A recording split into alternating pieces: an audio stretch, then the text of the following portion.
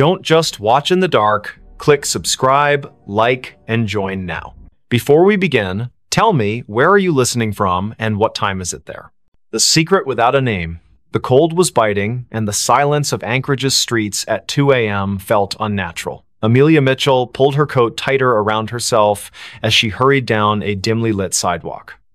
The snow crunched under her boots, each step echoing in the stillness like an unwelcome intrusion. She shouldn't have been out here this late, but something about the call from Sophia Miller had made her stomach churn, a desperate voice pleading for help before the line went dead. Amelia's breath came out in visible puffs, quickening with every second that passed. Her gloved hands tightened around the strap of her bag as she turned onto Sophia's street. It was eerily empty, the kind of emptiness that didn't feel right even for a place buried deep in winter. Streetlights flickered above, casting long shadows on the snow-covered ground. The houses here were mostly dark, their windows staring blankly into the night, except for one, a faint light glowed behind closed curtains at the end of the block. That must be it, she thought, her heart pounding harder now. Sophia lived alone, always insisting she liked the quiet solitude of Anchorage winters. But tonight, there was no answer when Amelia knocked on the door. She tried again, louder this time, her knuckles rapping against the wood with urgency. "Sophia? Are you there?" Only silence greeted her, broken only by the distant hum of power lines swaying in the wind. She reached for her phone to call again, but just as her thumb hovered over the screen, she heard it a faint creak from inside the house.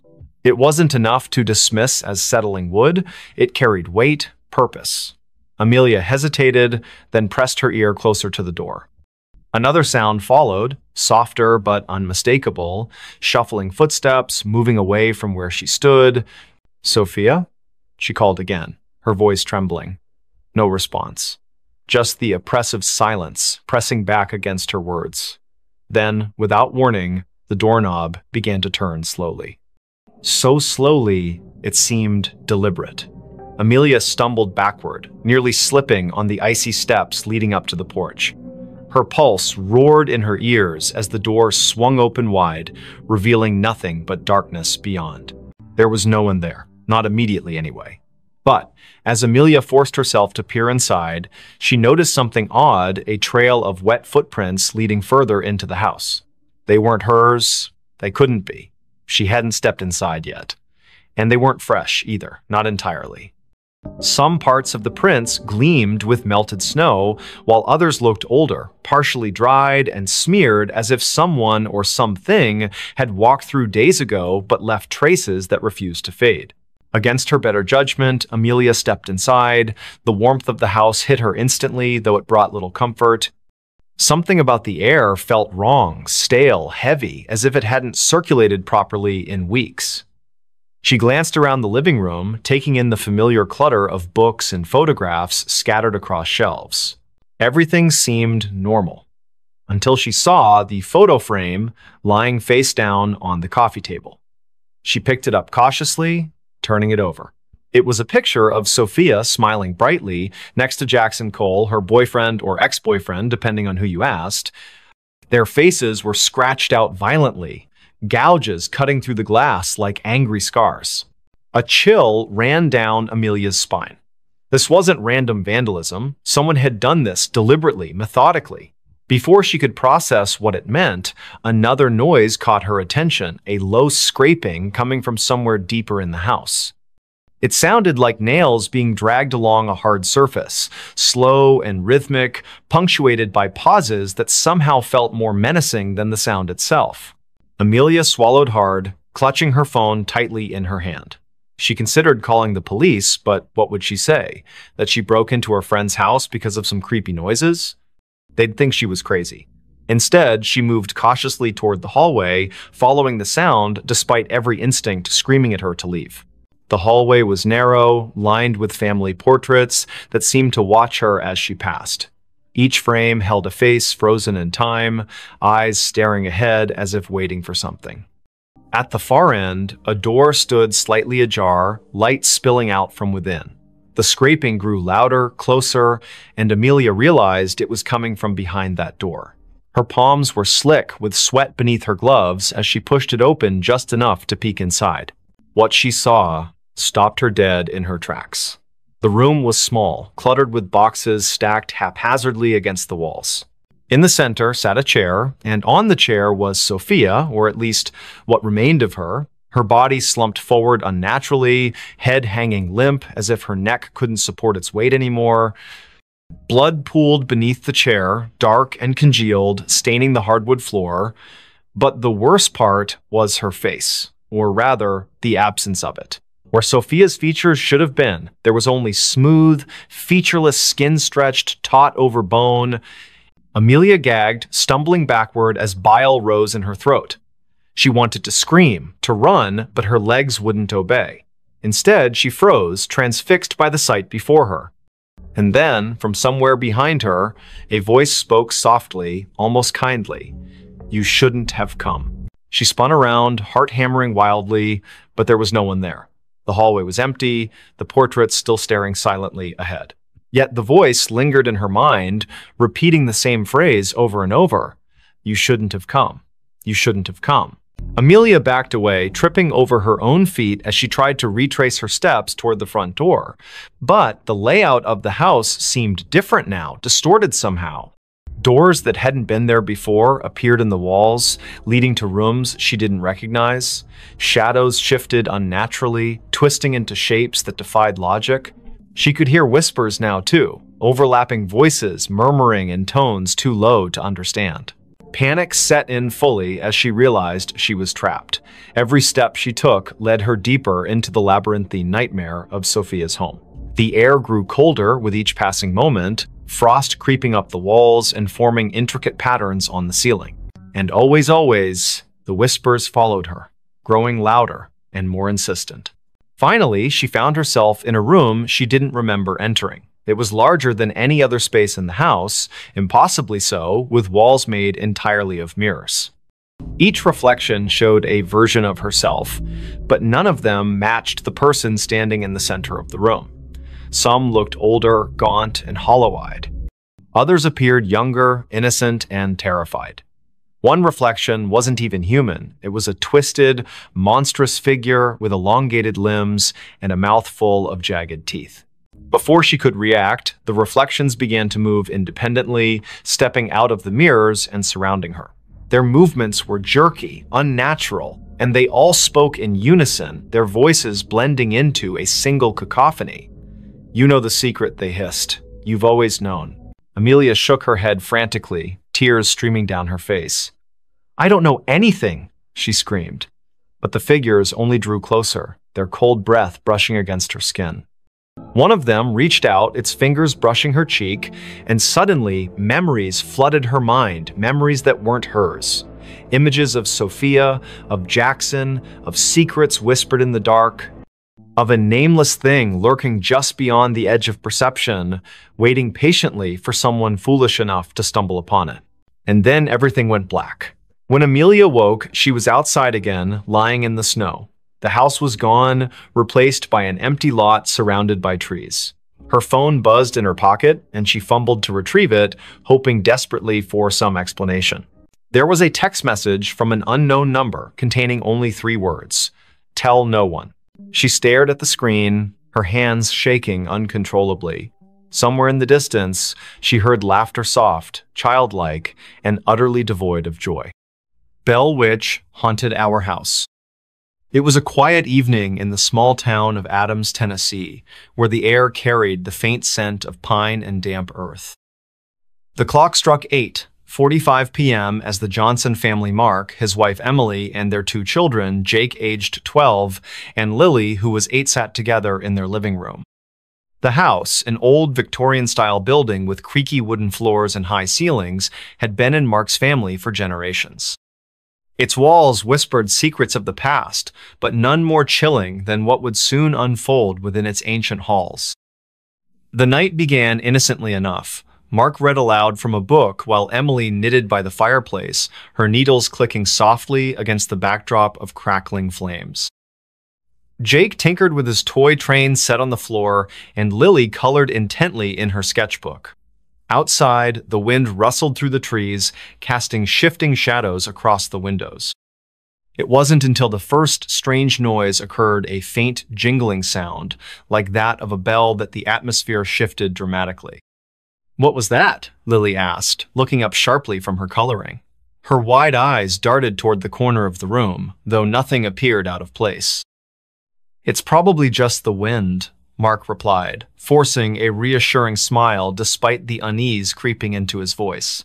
But the jingling continued, growing louder and more persistent. There were no bells in the house, nor any source that could explain the eerie sound. As it echoed through the room, each chime seemed to resonate deep within their bones, sending shivers down their spines. Emily dropped her knitting, rising quickly to investigate. She moved cautiously toward the window, peering outside into the darkness.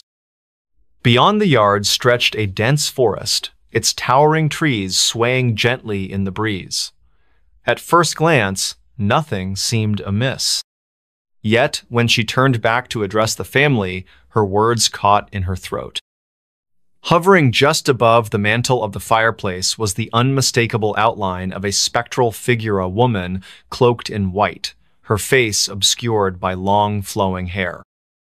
"Get away from me," Emily shouted, her voice trembling as panic surged through her body. The apparition vanished instantly, leaving behind only the lingering chill of its presence. But the jingling persisted, now accompanied by other unsettling sounds: footsteps pacing overhead, doors creaking open and shut, and whispers that filled the air like phantom voices. That night, sleep eluded the Johnsons. Huddled together in the master bedroom, they listened helplessly as the haunting grew increasingly aggressive. Objects moved on their own accord, drawers opening and slamming shut seemingly without cause. The bed shook violently beneath them, though no earthquake or storm accounted for the disturbance. And then came the most terrifying sound of a low, guttural growl emanating from the shadows, followed by laughter that sounded both childlike and menacing at the same time. Days passed, each one bringing new horrors. The family documented every incident, hoping to find some rational explanation for what plagued them. They consulted local historians, learning about the infamous Bell Witch legend, a malevolent spirit said to have tormented the Bell family in the early 19th century before vanishing into folklore. Some claimed the witch still roamed the countryside, seeking vengeance against those who dared disturb her resting place. Others dismissed the stories as mere superstition. Regardless, the parallels between the Bell Witch case and their own experiences were undeniable. Desperate for answers, the Johnsons reached out to paranormal investigators, inviting them into their home to conduct a thorough examination. Cameras and recording equipment captured phenomena beyond human comprehension: cold spots forming inexplicably, voices speaking in languages neither the family nor the investigators understood, and even physical manifestations of the entity itself. One particularly harrowing moment occurred during a seance when the table levitated briefly before crashing to the ground, splintering into pieces. Through it all, the Bell Witcher, whatever force masqueraded as her, seemed fixated on Lily. She became the target of its wrath, experiencing nightmares so vivid they left her screaming awake in terror. During one such episode, Lily described seeing a pair of glowing red eyes staring at her from the darkness, accompanied by the sensation of icy fingers brushing against her skin. When she awoke, her blanket bore scratch marks identical to those of clawed hands. As weeks turned into months, the family's lives unraveled further. Mark lost his job due to frequent absences caused by the disturbances, and Emily withdrew into herself, consumed by grief and exhaustion. Jake began acting out, lashing out at his parents and sister in frustration. Only Lily remained eerily calm, often speaking of the lady as if she were an old friend rather than a terrifying specter. This unnerved the others even more, raising questions about whether Lily possessed some form of connection to the entity. Eventually, the strain became unbearable. With nowhere else to turn, the Johnsons sought refuge in a nearby motel, abandoning their ancestral home to the mercy of the Bell Witch. For a time, peace returned to their lives. They relocated to another state, starting anew under assumed names, determined to leave the nightmare behind. Yet, every now and then, during quiet nights when the world seemed most still, Mark found himself glancing nervously over his shoulder, searching for signs of movement among the shadows. Years later, the Johnsons rarely spoke of their ordeal. Though grateful for their escape, they couldn't shake the feeling that the Bell Witch hadn't truly let go. Somewhere, deep within the woods surrounding Adams, Tennessee, her vengeful spirit lingered watching, waiting, ready to claim her next victim. The whisper that never opened. It was 3 in the morning when Lucas Bennett first heard the sound. A faint whisper carried by the icy wind that swept through the narrow streets of Los Angeles. The city was unusually quiet for a place that never slept, its usual hum of life replaced by an unsettling stillness. Frost clung to the palm trees lining the sidewalks, their leaves glistening under the dim streetlights. Lucas had been walking home from his late shift at the diner when he noticed it, the whispering that seemed to follow him wherever he went. He pulled his jacket tighter around himself, trying to shake off the chill that wasn't entirely from the cold. The whisper grew louder as he passed an alleyway between 2 old brick buildings. It sounded like words, but nothing coherent, just fragments of syllables that danced at the edge of understanding. His pace quickened, boots crunching against the frost-covered pavement. He told himself it was just the wind playing tricks on him. But deep down, he knew better. Olivia Turner lived in apartment 3B of the building where Lucas rented his studio. She had moved in 6 months ago, and they had exchanged polite greetings in the hallway occasionally. But tonight, when Lucas finally reached his floor, he found her standing outside her door, her face pale and drawn. Her hands trembled as she fumbled with her keys, dropping them twice before managing to unlock the door. Something about her demeanor made Lucas pause. "Everything okay?" he asked, his voice softer than intended. Olivia glanced at him, her eyes wide with something he couldn't quite place. Fear? Exhaustion? Both? She hesitated before answering, I keep hearing things." Her voice cracked slightly. Voices. Whispers. I thought maybe it was just my imagination. She trailed off, looking past him into the dark hallway. Lucas felt a chill run down his spine. He had heard those whispers too. Without thinking, he said, "Me too. Tonight. Outside." Olivia's expression shifted from fear to something closer to relief, though her hands still shook. "Come in," she said quietly, stepping aside. The warmth of her apartment enveloped him immediately, but it did little to ease the tension coiling in his chest. Inside, the room was small but cozy, decorated with mismatched furniture and soft lighting. A half-empty mug of tea sat cooling on the coffee table beside an open book. Olivia gestured for him to sit while she poured herself another cup. "Do you want some?" she asked, holding up the teapot. Lucas nodded, though he doubted anything could settle the unease growing inside him. As she busied herself in the kitchenette, he noticed the curtains were drawn tightly shut, despite the fact that no one would be able to see inside at this hour. The windows themselves seemed almost deliberately avoided. So Olivia began after handing him a steaming mug. "You heard them too, the whispers." It wasn't a question. Lucas took a sip of the tea. It tasted bitter, but he didn't complain. "Yeah, out there. They followed me all the way back here." He set the mug down carefully. "What about you? When did you start hearing them?" Olivia wrapped her fingers around her own mug, staring into its depths as if searching for answers. "A week ago. At first, I thought it was just stress or lack of sleep. You know how it is, working long hours, trying to make ends meet. But then it got worse." She looked up at him, her gaze piercing. "They started coming closer, louder. Like they were right behind me, even when I was alone in my apartment." Lucas swallowed hard. "Did you tell anyone? Call someone?" Olivia shook her head. "Who would believe me? My friends think I'm overreacting. My landlord thinks I'm making excuses to get out of paying rent next month." She let out a humorless laugh. "And honestly, who can blame them? If I hadn't heard it myself tonight, I might not have believed me either." The silence that followed was heavy, broken only by the distant hum of traffic far below. Lucas glanced toward the window, where shadows flickered faintly against the drawn curtains. Was it his imagination, or did the air feel colder now? He turned back to Olivia. There has to be an explanation. Maybe it's some kind of electrical interference or, I don't know, plumbing noise? Even as he said it, the words sounded hollow. Neither of them believed it. Olivia leaned forward, lowering her voice. There's something else. Last night, I saw someone or something standing outside my window.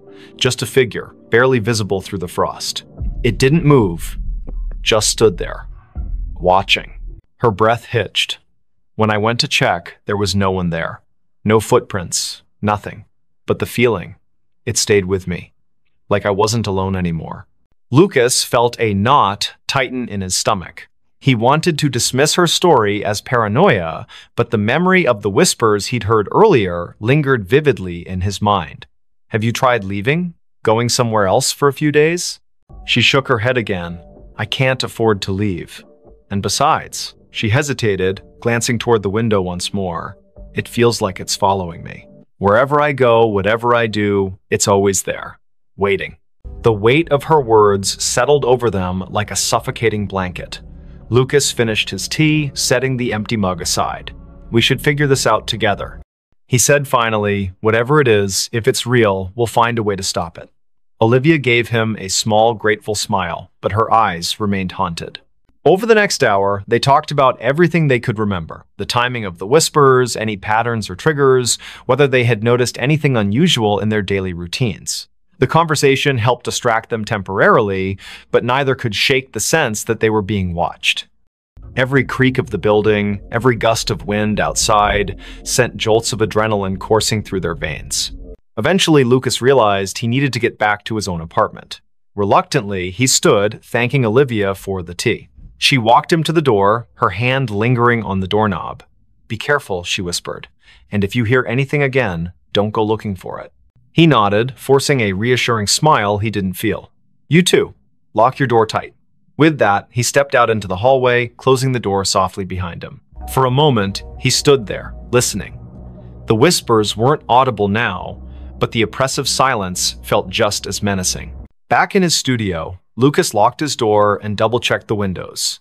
He debated calling someone, anyone, but who would he call? Who would understand, without dismissing him outright? Instead, he lay down on his bed, staring at the ceiling as exhaustion slowly crept over him. Sleep came fitfully, plagued by dreams of shadowy figures and unintelligible voices echoing endlessly in his ears. The next morning brought little relief. Though the sun eventually rose, casting weak light over the frost-laden city, the oppressive atmosphere remained. Lucas called in sick to work, unable to face the idea of leaving his apartment.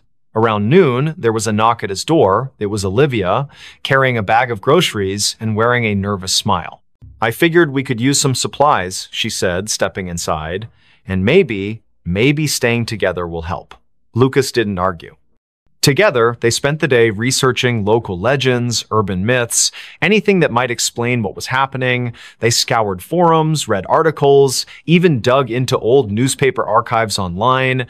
Most of it was nonsense ghost stories and conspiracy theories, but one thread caught their attention. A user named Silent Watcher had posted about a series of disappearances in Los Angeles during the winter months over the past decade. The cases were unsolved, dismissed as runaways or accidents, but certain details stood out. Witnesses reported hearing strange noises before the victims vanished. Some claimed to have seen shadowy figures lurking near windows or alleys. The posts were vague, but the similarities were impossible to ignore. As evening fell, the temperature dropped sharply. The heater struggled to keep up, and both Lucas and Olivia found themselves bundled in blankets, huddled together on the couch. The whispers returned, louder this time, seeping through the walls like water. They exchanged panicked looks, hearts pounding in unison. Whatever it was getting closer. Desperation drove them to action. Armed with flashlights and makeshift weapons, a baseball bat for Lucas, a kitchen knife for Olivia, they ventured into the hallway. The whispers surrounded them now, forming a cacophony of disjointed sounds that clawed at their sanity. Each step felt heavier than the last, as if the air itself resisted their movement. At the end of the hallway, the emergency exit stood ajar, frost creeping inward. Beyond it lay the fire escape, descending into darkness. Lucas hesitated, gripping the bat tightly. "Do we really want to know what's out there?" he whispered. Olivia didn't answer, her eyes fixed on the gap. Slowly, they stepped through, bracing themselves for whatever awaited them. The metal stairs groaned under their weight, each step echoing ominously in the frigid night. Below, the alley was shrouded in shadow, the streetlights casting long, distorted reflections on the icy ground. Movement caught the corner of Lucas's eye, a flicker, gone before he could focus. Then another, and another. Shapes darted between the buildings, fleeting glimpses of something humanoid, yet wrong. "Run," Olivia hissed, clutching his arm. They bolted down the remaining steps, slipping on patches of ice as they fled. Behind them, the whispers erupted into a deafening roar, filling the air with chaotic sound. Shadows converged, twisting and writhing like living smoke. Panic surged through Lucas's veins as he realized they were being hunted. They rounded a corner, breaths ragged, legs burning. Ahead, a familiar figure emerged from the darkness. It was Benjamin Hayes, a neighbor whose face they recognized, but whose name they rarely spoke. His expression was blank, his movements mechanical. He raised a hand, pointing toward an abandoned warehouse across the street. "In there," he said, his voice devoid of emotion. "You'll find answers." Without hesitation, they obeyed, bursting through the rusted doors of the warehouse. Inside, the air was thick with decay and dampness. Faint traces of graffiti adorned the crumbling walls, remnants of a forgotten era. In the center of the vast space stood a wooden crate, its surface etched with symbols neither of them recognized. Above it hovered a swirling mass of darkness, pulsating rhythmically like a heartbeat. Olivia approached cautiously, her knife trembling in her grip. "What is this?" she murmured, reaching out. Lucas grabbed her wrist, pulling her back. "Don't touch it," he snapped. But it was too late. The moment her fingers brushed the crate, the world around them dissolved into chaos. Images flooded their minds, faces screaming silently, hands clawing at unseen barriers, voices pleading for release. The whispers coalesced into a single, thunderous command. Open me now." Lucas staggered backward, clutching his head as the vision overwhelmed him. Olivia collapsed to her knees, tears streaming down her face. "I can't," she choked out. "I can't stop it." The darkness expanded, consuming the warehouse, swallowing everything in its path. Somewhere in the distance, Benjamin's voice echoed faintly. "You shouldn't have come here."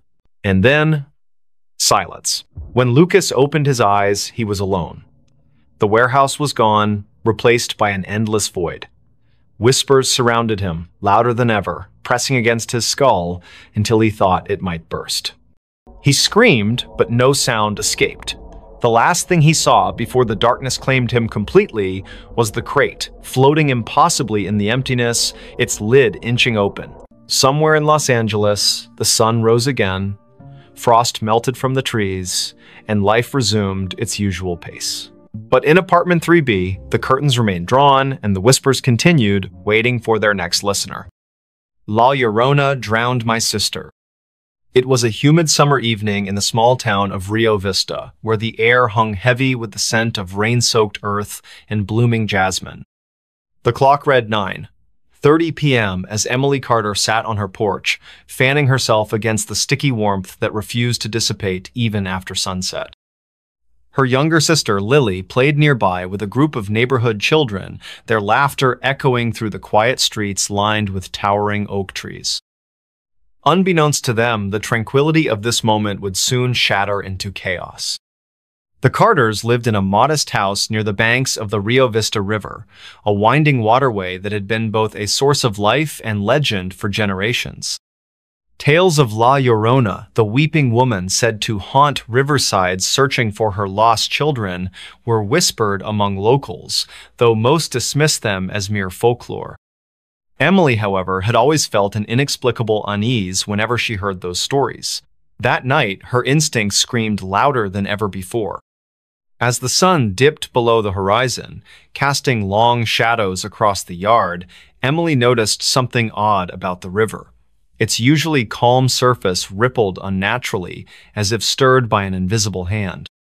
A faint mist began to rise, curling lazily toward the shore like tendrils of smoke. She dismissed it at first, chalking it up to the humidity, but then came the sound a low, mournful wail carried on the breeze, haunting and otherworldly. It sent shivers down her spine, and she instinctively called out to Lily, urging her to come inside. "Lily, time to head home," Emily shouted, her voice cutting through the twilight. The children paused their game momentarily, glancing toward the house.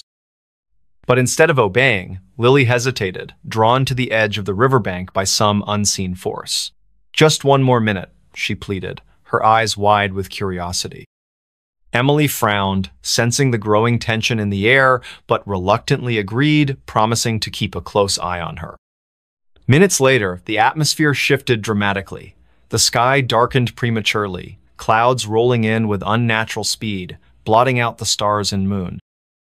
A cold wind swept through the area, carrying with it the scent of salt and decay, unlike anything Emily had ever smelled before.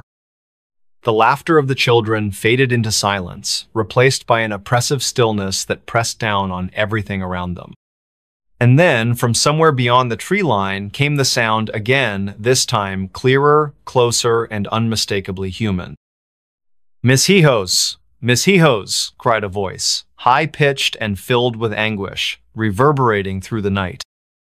The words echoed in Spanish, translating to my children, each syllable dripped with sorrow, yet beneath it lay a menace that made Emily's blood run cold. She turned sharply toward the river, her heart pounding wildly in her chest. There, standing knee-deep in the water, was a figure cloaked in white, a woman with long, tangled hair that obscured her face, her arms outstretched as if beckoning someone forward. "Lily!" Emily screamed, lunging toward her sister just as the child took another step closer to the edge. But it was too late. Before anyone could react, Lily slipped into the murky depths of the river, vanishing beneath the surface without so much as a splash. Panic surged through Emily as she dove in after her, fighting against the current that seemed stronger than any natural force. Beneath the water, she saw shapes moving, sinister figures with hollow eyes and skeletal hands reaching out to drag her deeper. Somehow, Emily managed to claw her way back to the surface, gasping for air as tears streamed down her face.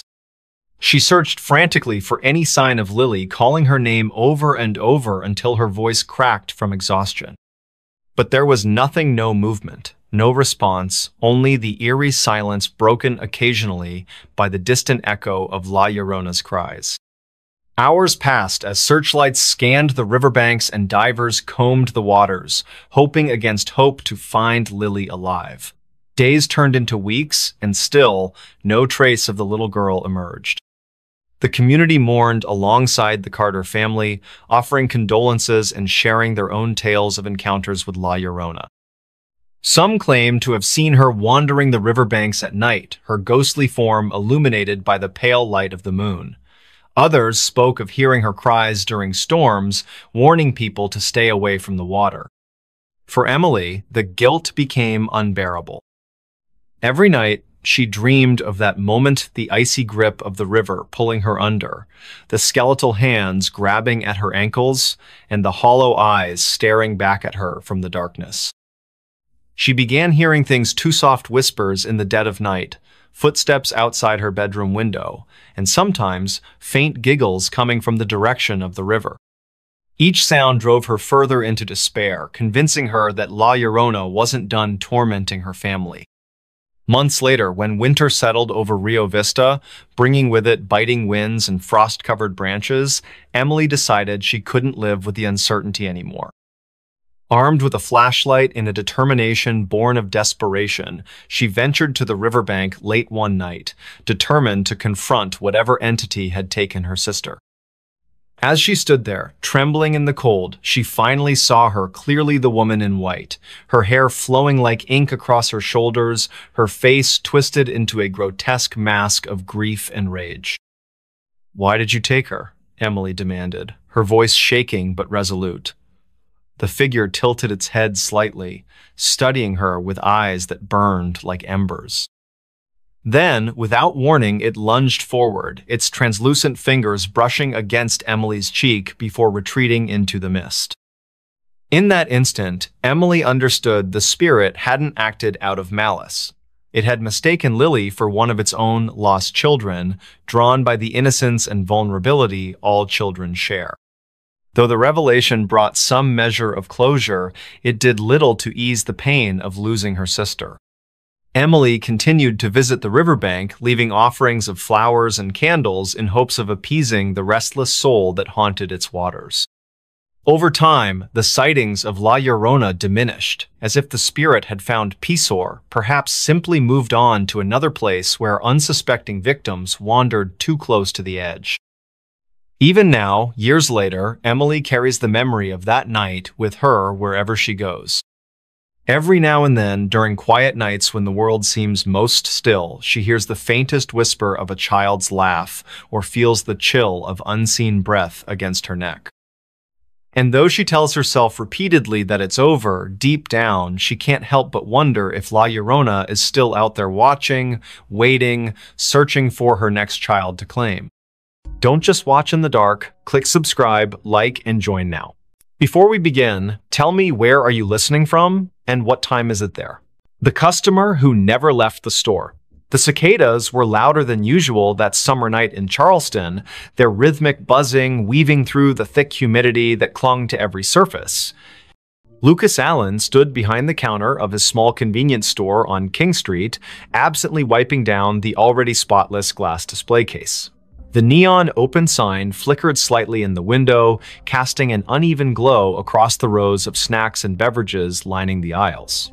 It was nearly midnight, and the usual Friday crowd had already come and gone, leaving only the persistent hum of the refrigerators and the distant sound of traffic from the historic district. Lucas checked his phone for what felt like the 100th time that evening. No new messages, just another quiet night in a city that never truly slept.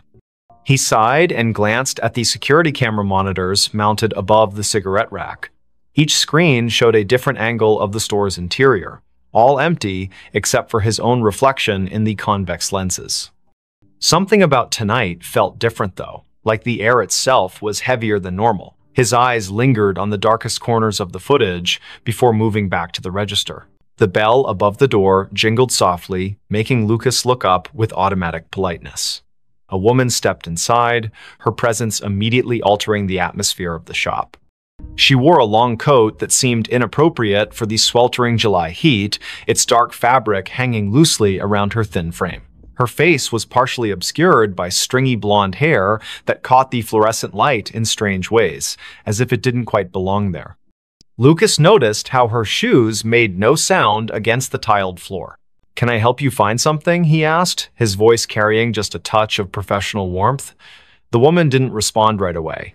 Instead, she moved slowly toward the back of the store, her head tilted at an unnatural angle as she examined the shelves. Lucas watched her reflection in the glass refrigerator doors. Something about her movements seemed off, almost mechanical. Charlotte Robinson pushed her cart down aisle 3, debating between chips and pretzels. She paused when she realized the woman in the dark coat hadn't moved from where she'd been standing for the past 10 minutes. The stranger was now facing the wall, one hand resting on the metal shelving unit. Charlotte cleared her throat softly as she passed, but the woman didn't acknowledge her presence. There was something unsettling about the way her fingers curled around the edge of the shelf, knuckles white against the dull metal. Lucas finished counting the drawer for the 3rd time, the numbers blurring together in his mind. The woman still hadn't approached the register. He could see her in his peripheral vision, standing in the same spot near the snack aisle. Occasionally, he'd hear the soft rustle of her coat, though he couldn't be sure if she was actually moving anything from the shelves. The store's lights seemed dimmer than usual, casting long shadows across the floor. When he looked directly at her, she appeared perfectly normal, just another customer browsing late at night. But whenever his attention shifted elsewhere, he could feel her watching him. Amelia Mitchell entered the store 20 minutes later, her nurse's scrubs still damp from walking through the humid night air. She needed headache medicine after her double shift at Roper Street Francis Hospital. The first thing she noticed was the temperature. It felt several degrees colder inside than it should have been. Then she saw the woman in the dark coat standing near the beverage coolers. Something about her posture seemed wrong, like she was leaning into the glass without actually touching it. Amelia grabbed her medicine quickly, avoiding eye contact as she approached the register. The transaction took longer than necessary.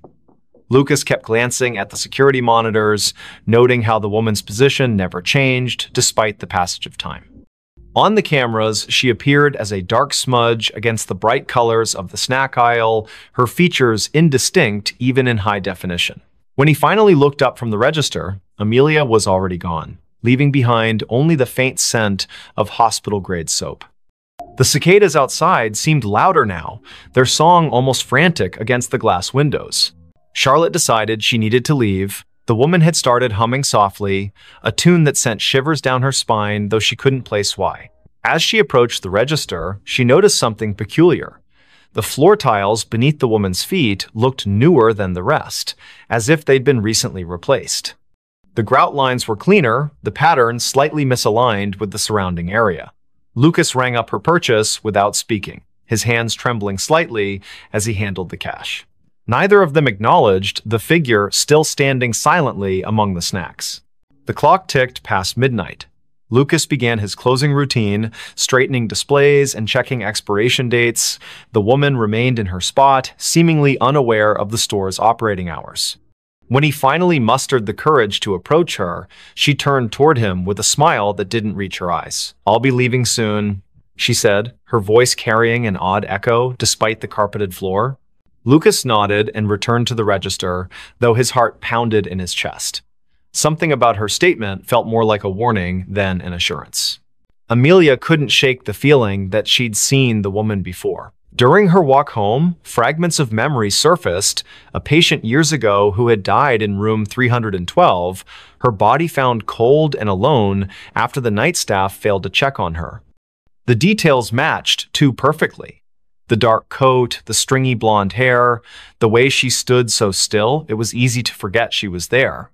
Amelia quickened her pace, the streetlights casting long shadows that seemed to stretch toward her from every direction. Back at the store, Lucas prepared to lock up. The woman was still there, now examining the lottery tickets with unnatural focus. Her reflection in the glass case showed details that shouldn't have been possible, her eyes too large, her mouth moving, though no sound emerged. When Lucas announced the store was closing, she simply nodded and walked toward the back exit. The security cameras captured her movements perfectly until she reached the threshold, then suddenly she vanished from all screens simultaneously. Charlotte lay awake in her apartment on Queen Street, unable to stop thinking about the encounter. The humming had lodged itself in her mind, repeating endlessly like a broken record. She pulled out her phone and searched recent news articles, finding nothing unusual about the convenience store or its employees. Yet when she scrolled through the business's social media page, she noticed something strange. In every photo taken inside the shop, the same dark figure appeared in the background, always partially obscured, but unmistakably present. Lucas locked the front door and set the alarm, his hands shaking as he worked. The back exit showed no signs of forced entry or recent use. The woman's absence felt heavier than her presence had been. As he walked to his car, he couldn't shake the sensation of being watched. The parking lot lights buzzed faintly overhead, attracting clouds of insects that cast dancing shadows across the asphalt. When he glanced back at the store windows, he saw her standing exactly where he'd left her, staring out with an expression he couldn't read. Amelia called in sick the next day, unable to face the memories flooding back with each passing hour. She researched the store's history, discovering it had been built on the site of an old boarding house that burned down decades ago. Records mentioned a woman who had disappeared during the fire, her body never found among the charred remains. The description matched the figure from the store perfectly, right down to the humming that witnesses claimed they could still hear on quiet nights. The following evening, Lucas arrived for his shift to find everything exactly as he'd left it. The security footage showed 14 hours of empty aisles and silent registers. Yet, when he reviewed the previous night's recording, there she was again, appearing in the snack aisle as if she'd never left, moving with purpose toward the back of the store. The timestamp confirmed she'd been there the entire time, invisible to everyone except through the unblinking eyes of the cameras. Charlotte couldn't stay away. Something compelled her to return to the store to confront the mystery that had taken root in her thoughts. When she entered that night, the air felt colder than before, and the humming was louder, vibrating through her bones like a tuning fork. The woman stood in the same spot, surrounded by products that seemed to decay faster than they should. Their expiration dates read months in the future, yet their packaging was faded and brittle, as if time itself bent around her presence. Lucas began documenting everything. He kept detailed notes about each encounter, noting patterns in her behavior and appearance. The woman never spoke unless directly addressed, and even then, her responses were cryptic and often nonsensical. Yet, she seemed to know intimate details about each person who interacted with her, childhood memories Charlotte had forgotten, medical cases Amelia thought she'd kept confidential, personal struggles Lucas had never shared with anyone. The knowledge hung in the air like a threat, preventing them from seeking help. The city continued its usual rhythm around them, oblivious to the supernatural phenomenon unfolding on King Street. Tourists snapped photos of the historic district, capturing streaks of darkness in their pictures that they dismissed as lens flares. Locals complained about power fluctuations in the area, their clocks running minutes fast or slow without explanation. The cicadas grew louder with each passing night, their song taking on an almost musical quality that matched the woman's haunting melody. Amelia discovered other victims during her research, people who had encountered similar figures in different locations throughout Charleston's history. Each story followed the same pattern. A mysterious woman appearing in places of commerce, lingering beyond reason, collecting pieces of people's lives until they became trapped in her orbit. Some claimed she was searching for something specific, others believed she fed on human connection. All agreed that once she marked you, there was no escaping her influence. Lucas found himself changing. His reflection in the store windows seemed less substantial, his features fading slightly each day. Customers commented on how tired he looked, though he slept better than he had in years. The security cameras captured moments when he wasn't entirely present, his form flickering like static between frames. The woman watched these transformations with apparent satisfaction, her humming growing more complex, as if composing a symphony only she could hear. Charlotte's friends noticed her withdrawal from social activities. She spent hours sitting in her apartment, staring at the convenience store's security feed she'd hacked into. The woman's movements created patterns that resembled ancient symbols when traced over time. Mathematical equations formed in the spaces between appearances, suggesting a logic behind the madness. Yet each revelation came at a cost, fragments of Charlotte's personality chipped away, replaced by an understanding she couldn't articulate. The temperature in the store dropped steadily, creating condensation on the windows that spelled out words when viewed from certain angles. "Help me" appeared repeatedly, though none of them could determine if it was a plea or a command. The refrigeration units malfunctioned constantly, their contents freezing solid regardless of settings. Products aged rapidly on the shelves, some turning to dust within hours of stocking. Time itself seemed to warp around the woman, bending reality to accommodate her presence. Amelia's dreams became vivid and disturbing. She found herself wandering through endless aisles of forgotten stores, each one containing the same dark figure waiting patiently.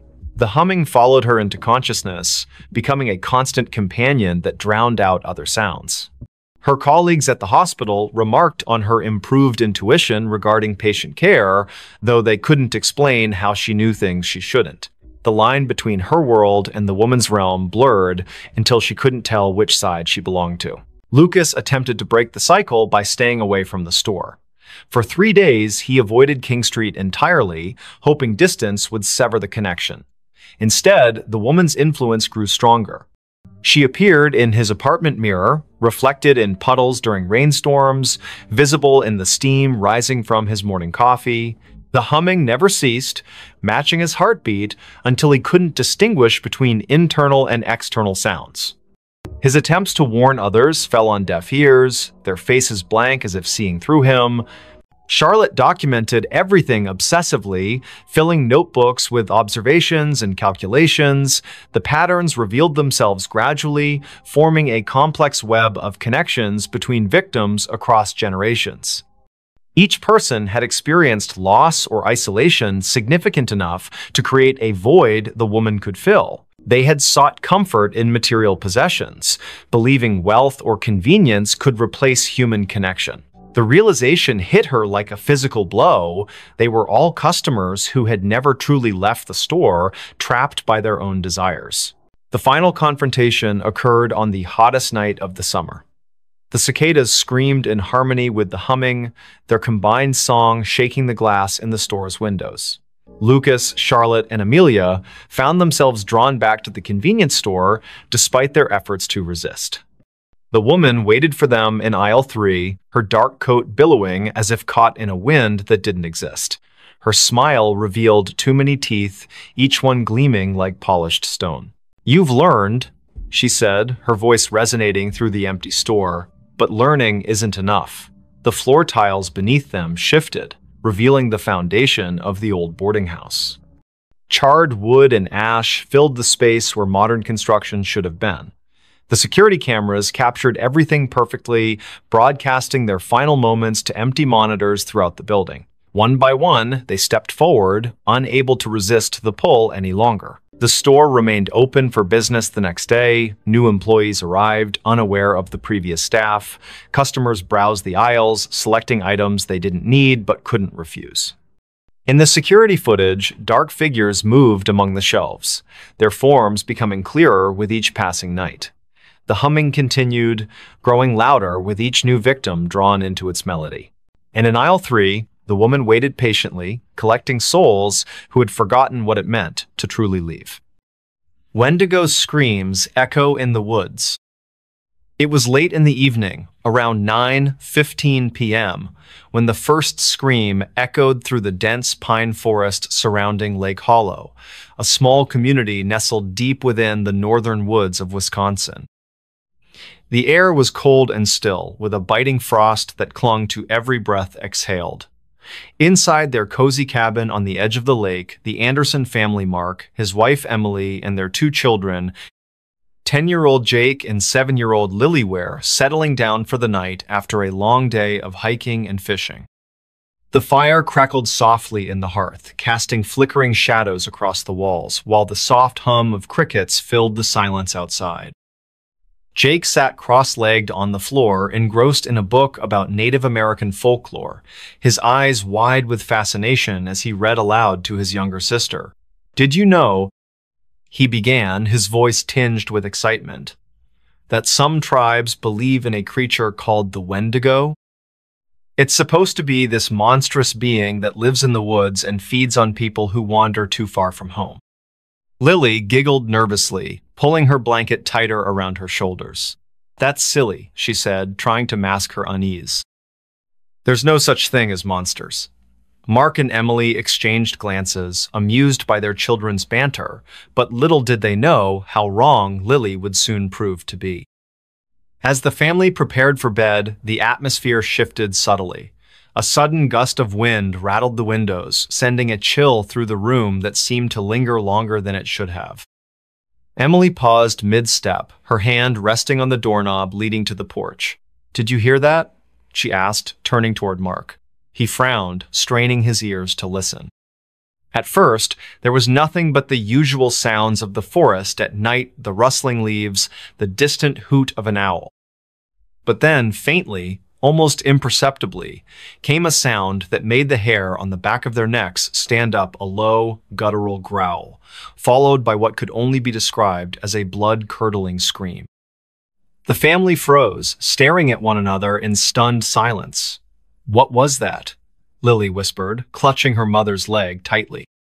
Mark grabbed a flashlight from the counter and stepped cautiously toward the window, peering into the darkness beyond. The forest appeared eerily still, its towering trees standing like silent sentinels guarding secrets unknown. Yet, despite the apparent calm, something felt off wrong even. The air seemed heavier, charged with an energy that prickled against their skin. "I'm going outside to check," Mark announced firmly, his voice steady but masking the anxiety bubbling beneath the surface. "Stay here with the kids," he instructed Emily, handing her the flashlight before grabbing a sturdy wooden bat leaning against the wall. Reluctantly, he opened the door, stepping onto the porch where the cool night air wrapped around him like a shroud. The screams had stopped, replaced by an unsettling quiet that pressed against his eardrums. Shining the flashlight beam into the distance, he scanned the perimeter, searching for any sign of movement. At first, nothing stirred. Then, without warning, a pair of glowing yellow eyes emerged from the shadows, reflecting the light like twin lanterns in the dark. Mark stumbled backward, nearly dropping the bat as sheer terror gripped his body. Whatever stood before him wasn't human, it was impossibly tall, its skeletal frame towering over him, and its skin stretched tautly over protruding bones, giving it a gaunt, emaciated appearance. Its mouth gaped wide, revealing rows of jagged teeth stained crimson, and from its throat issued a chilling roar that reverberated through the forest, shaking the very ground beneath his feet. Emily screamed inside the cabin, waking the children, who now huddled together in fear. "Dad," Jake shouted, tears streaming down his face as he pressed himself against the wall. Through the window, they watched helplessly as Mark fought desperately against the creature, swinging the bat with all his might. Each strike connected with a sickening crunch, yet the Wendigo barely flinched, its movements fluid and predatory as it closed in on him. Inside, Emily grabbed a hunting knife from the drawer, her hands trembling as she prepared to defend her family. "Stay close," she whispered to the children, her voice breaking slightly. Together, they barricaded themselves behind overturned furniture, their hearts pounding wildly in unison. Outside, the battle raged on, the Wendigo's roars mingling with Mark's grunts of exertion. Finally, with one last desperate swing, Mark managed to drive the creature back, allowing him just enough time to retreat inside and slam the door shut. Once safely inside, the family gathered in the center of the living room, breathing heavily as adrenaline coursed through their veins. "We need to leave," Mark declared, his voice firm despite the fear evident in his eyes. Now, grabbing their belongings, they piled into the car parked out front, driving away from the cabin as quickly as possible. Behind them, the Wendigo's screams echoed through the woods, growing louder and more menacing with each passing mile. For hours, they drove aimlessly, seeking refuge in a nearby town. Along the way, strange occurrences plagued their journey, objects moving inexplicably within the car, whispers echoing through the radio speakers, and fleeting glimpses of shadowy figures darting across the road ahead. By dawn, they reached safety, collapsing into motel beds, exhausted but grateful to have survived the night. In the days that followed, the Andersons spoke sparingly of their encounter, choosing instead to focus on rebuilding their lives elsewhere. Yet, every now and then, during quiet nights when the world seems most still, Mark finds himself glancing nervously out the window, searching for signs of movement among the trees. And though he tells himself repeatedly that it's over, deep down, he can't help but wonder if the Wendigo is still out there, watching, waiting, stalking its next prey. Next story. What happened in Black Hollow Woods? Everyone who enters disappears. I've always been drawn to mysteries. Ever since I was a child, I've had this insatiable curiosity about things that couldn't be explained, things that made the hairs on the back of my neck stand up and left me staring out windows late into the night. But nothing could have prepared me for what happened in Black Hollow Woods. It started with my sister, Clara. She wasn't just family, she was my best friend. We shared everything, the secrets we kept from our parents, the dreams we whispered under the covers when we thought no one else was listening. And then she vanished. Just like that. Clara disappeared 3 years ago. One day, she went hiking alone near the edge of Black Hollow Woods. She never came back. There were no signs of struggle, no evidence of foul play, and no body ever found. The authorities treated it as an isolated incident at first, but the more I dug, the more I realized hers wasn't the only disappearance tied to those woods. The locals call them Black Hollow Woods, though they rarely speak of them unless you press hard enough, and even then, their answers are vague, tinged with fear. They say it's cursed. Some claim it's haunted. Others believe it holds something ancient, something older than time itself. Whatever the truth is, one thing is certain: anyone who enters doesn't come out again. Or if they do, they're never quite the same. At first, I tried to convince myself it was all superstition. After all, how could a foresta, place filled with trees and dirt and wildlife, be responsible for so many disappearances? But the more stories I uncovered, the harder it became to dismiss them as mere coincidence. People talked about hearing voices in the woods, seeing lights flicker through the trees at night, or feeling an overwhelming sense of dread that made them turn back before they ventured too far inside. One man told me he saw his missing brother standing among the trees, calling his name. Another woman swore she heard children laughing, not the happy kind, but something twisted, almost malicious. When I asked where these sightings took place, every single person pointed toward the same spot, the heart of Black Hollow Woods. And yet, despite all the warnings, I knew I had to go there. Not because I wanted to solve some grand mystery or become famous for uncovering the truth. No, I needed answers for myself, for Clara, for everyone whose lives had been torn apart by those woods. If it meant risking my own life, so be it. But little did I know, stepping into Black Hollow Woods would change everything. Preparation became my obsession. For months, I studied maps, read accounts online, and scoured forums dedicated to unsolved mysteries. I stocked up on supplies: a flashlight, extra batteries, matches, water purification tablets, and a portable GPS device. My phone wouldn't work once I entered the woods. I'd already learned that much, but I figured the GPS might help keep me oriented. Still, deep down, I felt uneasy. It wasn't just the stories anymore. It was the way people reacted when I mentioned the woods. Their faces would pale, their voices drop to barely audible whispers. "You shouldn't go there," they'd say. "Something's wrong with those woods." On the morning I set out, the air was heavy with anticipation or maybe dread. I parked my car at the edge of the forest, where the asphalt road abruptly ended and the dirt trail began. A rusted sign stood crookedly beside the path, its paint chipped and faded.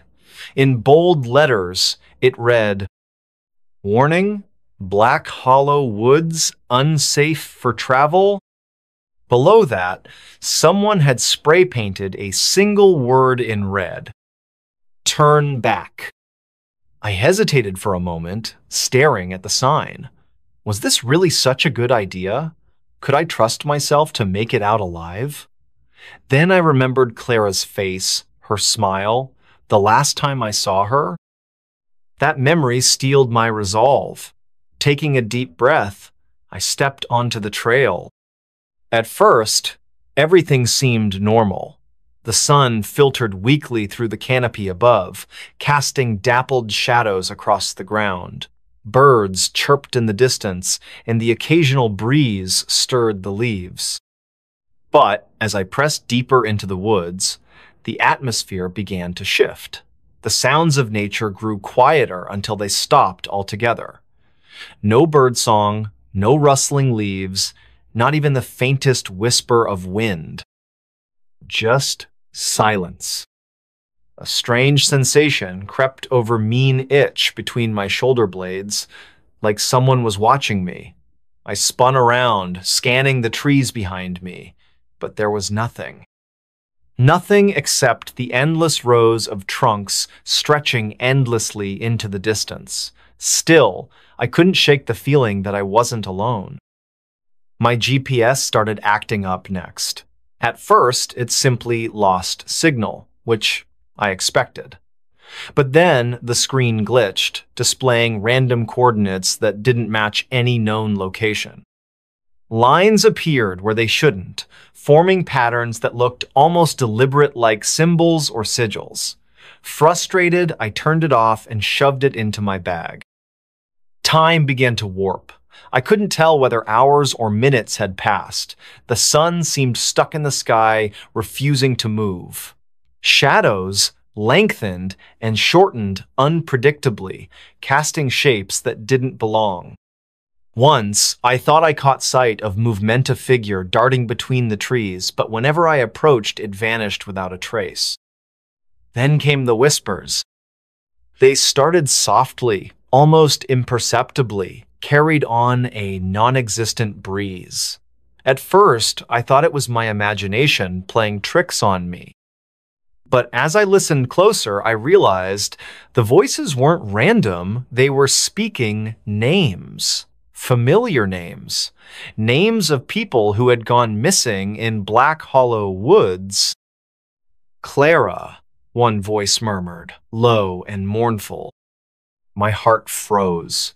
I spun around, searching for the source, but there was no one there, just the trees, standing silent and unyielding. The further I went, the stranger the forest became. Trees bent at impossible angles, their branches twisting into grotesque shapes. Vines snaked across the ground, writhing like living creatures. Even the air felt different, thicker, heavier, pressing against my chest with each breath. And still, the whispers followed me, growing louder, more insistent. You shouldn't be here. Turn back while you can. They're waiting.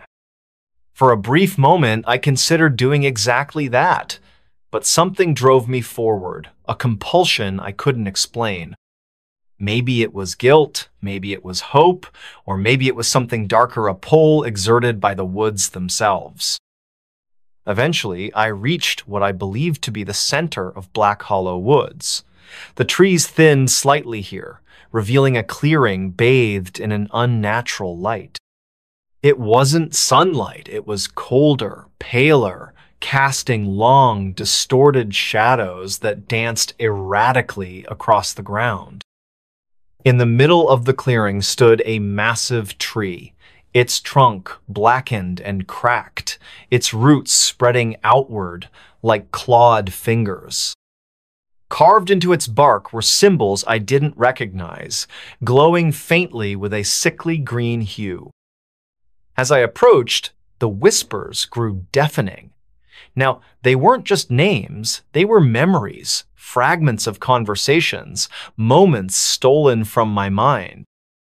I heard Clara's laugh, her voice teasing me about something trivial. I heard my mother crying after learning of Clara's disappearance. I heard myself screaming in terror as the realization hit me. The forest was feeding off my memories. Panic surged within me, but I forced myself to focus. What was this place? Why did it exist? And why did it seem so intent on consuming those who entered? That's when I noticed the figures gathered at the edge of the clearing. At first, I thought they were statues, lifeless, unmoving shapes carved from stone. But as I watched, they shifted, turning their heads ever so slightly to regard me. Faces emerged from the darkness, pale and gaunt, their eyes hollow pits of emptiness. "Welcome home," one of them rasped. Home? What did they mean by that? Before I could ask, the ground beneath me trembled violently. Roots burst forth from the earth, wrapping around my legs, pulling me toward the massive tree.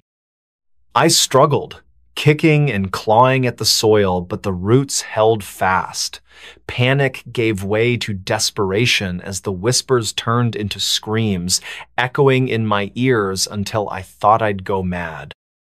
And then, just as suddenly as it began, it stopped. The roots released me, retreating back into the ground. The figures in the clearing dissolved into mist, leaving me alone once more. The tree loomed above me, its glowing symbols dimming until they vanished entirely.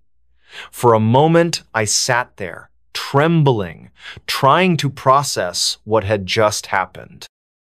It was then that I noticed the notebook. Propped against the base of the tree was a small, leather-bound journal. Its pages were yellowed with age, the ink faded, but still legible. Curiosity got the better of me, and I picked it up, flipping through the entries. Each one belonged to someone who had entered Black Hollow Woods before me, people who had written down their experiences, their fears, their final thoughts before disappearing forever. The last entry was unfinished. I don't know what this place is, but it knows me. It knows everything about me. It shows me things I wish I could forget, makes me relive moments I'd rather bury. Is this what happens to everyone who comes here? Do we all end up trapped in our own minds? Beneath the words was a single sentence scrawled in frantic handwriting. If you're reading this, run. Get out while you still can. I dropped the notebook and stumbled backward, my pulse racing. Run? How could I run when I didn't even know where I was anymore? The paths had twisted and turned, leading me in circles until I lost all sense of direction. And now, standing in this eerie clearing, I wondered if escape was even possible. As the days, perhaps hours dragged on, I began to piece together the truth about Black Hollow Woods. It wasn't a physical place, not entirely. Yes, the trees and the ground existed, but the forest itself was something else, a gateway, a prison, a manifestation of whatever dwelled beyond the veil of reality. The whispers, the memories, the figures in the clearing, all of it, was part of the forest's design. It fed on emotions, on fears and regrets, using them to ensnare its victims.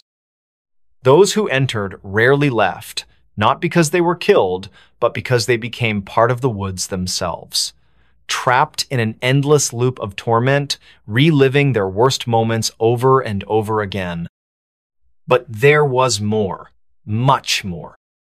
In the quiet moments, when the whispers subsided and the forest seemed almost peaceful, I began to hear another sound of voice, distinct and clear, speaking directly to me.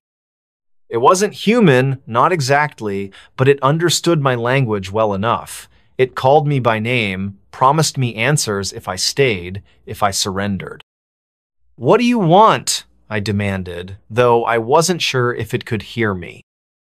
"To show you the truth," it replied, its voice resonating in my mind. "To let you see what lies beyond." Beyond what? Beyond the woods? Beyond life itself? The voice didn't answer. Instead, it showed me images, flashes of light and shadow, glimpses of places I couldn't begin to comprehend. Worlds unlike anything I'd ever imagined, populated by beings both beautiful and horrifying. And in the center of it all, a figure watching me, smiling faintly as though it knew something I didn't. Was this real? Or was it merely a trick, a ploy to keep me trapped? I couldn't tell. All I knew was that I had to get out, somehow. Days later, maybe minutes, I emerged from the woods, gasping for air as sunlight blinded me. My clothes were torn, my skin scratched and bruised, but I was alive. More importantly, I was free. Or so I thought. Back in my car, I checked my phone for the first time since entering the woods. To my relief, it worked again, showing full bars and a strong signal. I opened the map app, expecting to see the location of the nearest town. Instead, the screen displayed a message. "You're still here." My blood ran cold. I stared at the phone, then glanced around me. The forest loomed in the rearview mirror, its edges blurring and shifting as though mocking me. Had I truly escaped? Or had the woods followed me out? I haven't slept since. Every night I hear the whispers again, softer now, but persistent. Sometimes I think I see faces in the shadows outside my window, watching me, waiting.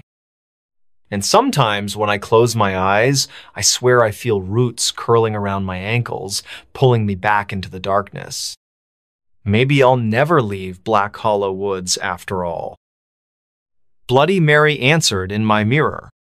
It was a humid summer night in the small town of Briarwood, where the air felt thick and heavy, pressing down on everything like an invisible weight.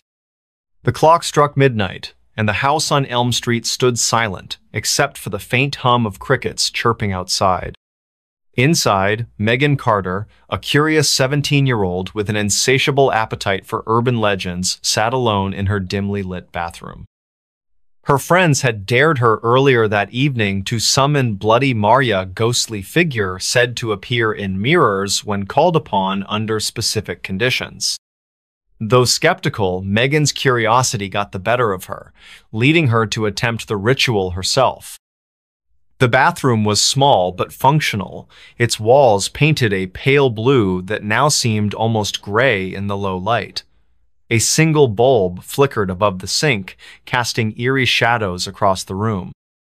Megan stood before the mirror, her reflection staring back at her with wide eyes full of both excitement and apprehension. She took a deep breath, trying to calm her racing heart. "Okay," she whispered to herself, her voice barely audible over the sound of her own pulse pounding in her ears. "Here goes nothing." She closed her eyes tightly and began the chant, her voice steady at first but growing shakier with each repetition. "Bloody Mary. Bloody Mary. Bloody Mary." With every word, the temperature in the room seemed to drop noticeably. By the time she reached the third repetition, goosebumps erupted along her arms, and the hairs on the back of her neck stood on end. Still, she pressed on, determined to see this through. "Bloody Mary. Bloody Mary. Bloody Mary." On the final repetition, Megan hesitated, her courage wavering. But then, as if responding directly to her call, something strange happened. The light above the sink flickered violently, plunging the room into near darkness before snapping back on again. Megan gasped, her eyes flying open. What she saw in the mirror made her blood run cold. Instead of her own reflection staring back at her, there was another figure, a woman with long, tangled hair that hung loosely around her face, her skin deathly pale and streaked with what looked unmistakably like blood. Her eyes burned with a malevolent intensity, boring straight into Megan's soul. Megan stumbled backward, nearly tripping over her feet as sheer terror gripped her body. Who are you?" she stammered, her voice trembling uncontrollably. The figure in the mirror didn't respond immediately. Instead, it tilted its head slightly, mimicking Megan's movements as if mocking her fear. Then, without warning, the mirror cracked a jagged line spreading outward from the center, splitting the image into fractured pieces. Megan screamed, covering her ears as a deafening screech filled the air, echoing off the walls and reverberating through her skull. Outside, the storm that had been brewing all evening finally broke loose. Thunder roared in the distance, lightning illuminating the sky with brilliant flashes of white-hot energy. Rain began pelting against the windows, adding to the cacophony of sounds that now surrounded Megan. Trapped in the bathroom, she could feel the atmosphere shifting, becoming heavier, more oppressive. It was as though the very fabric of reality was bending to accommodate some otherworldly presence. Desperate to escape, Megan turned and bolted toward the door, wrenching it open and fleeing down the hallway. Her bare feet slapped against the cool wooden floor as she ran, her breathing ragged and uneven. Behind her, she swore she heard footsteps soft but deliberate, following her every move. Each step echoed eerily through the otherwise silent house, sending chills down her spine. When she reached her bedroom, she slammed the door shut and locked it, leaning heavily against it as relief washed over her momentarily. But the reprieve was short-lived. As Megan caught her breath, she noticed something odd about her room. Shadows danced across the walls, moving independently of any light source. The curtains billowed despite no wind entering through the closed windows. And then came the whispers, faint at first, but gradually growing louder until they filled the entire space. They were unintelligible, yet undeniably sinister, wrapping themselves around Megan's mind like tendrils of smoke. Unable to bear it any longer, Megan grabbed her phone and dialed her best friend, Clara. "Clara, you won't believe what just happened," she cried out, her voice cracking with emotion. She recounted the events in hurried bursts, pausing only to take shallow breaths between sentences. On the other end of the line, Clara listened intently, her usual skepticism replaced by genuine concern. "Megan, you need to get out of there," she urged urgently. "Go somewhere safe now." But leaving wasn't so simple. As Megan tried to compose herself enough to leave the house, strange occurrences continued to plague her. Objects moved on their own accord, drawers opening and slamming shut seemingly without cause. The lights flickered erratically, plunging parts of the house into darkness while others remained inexplicably illuminated.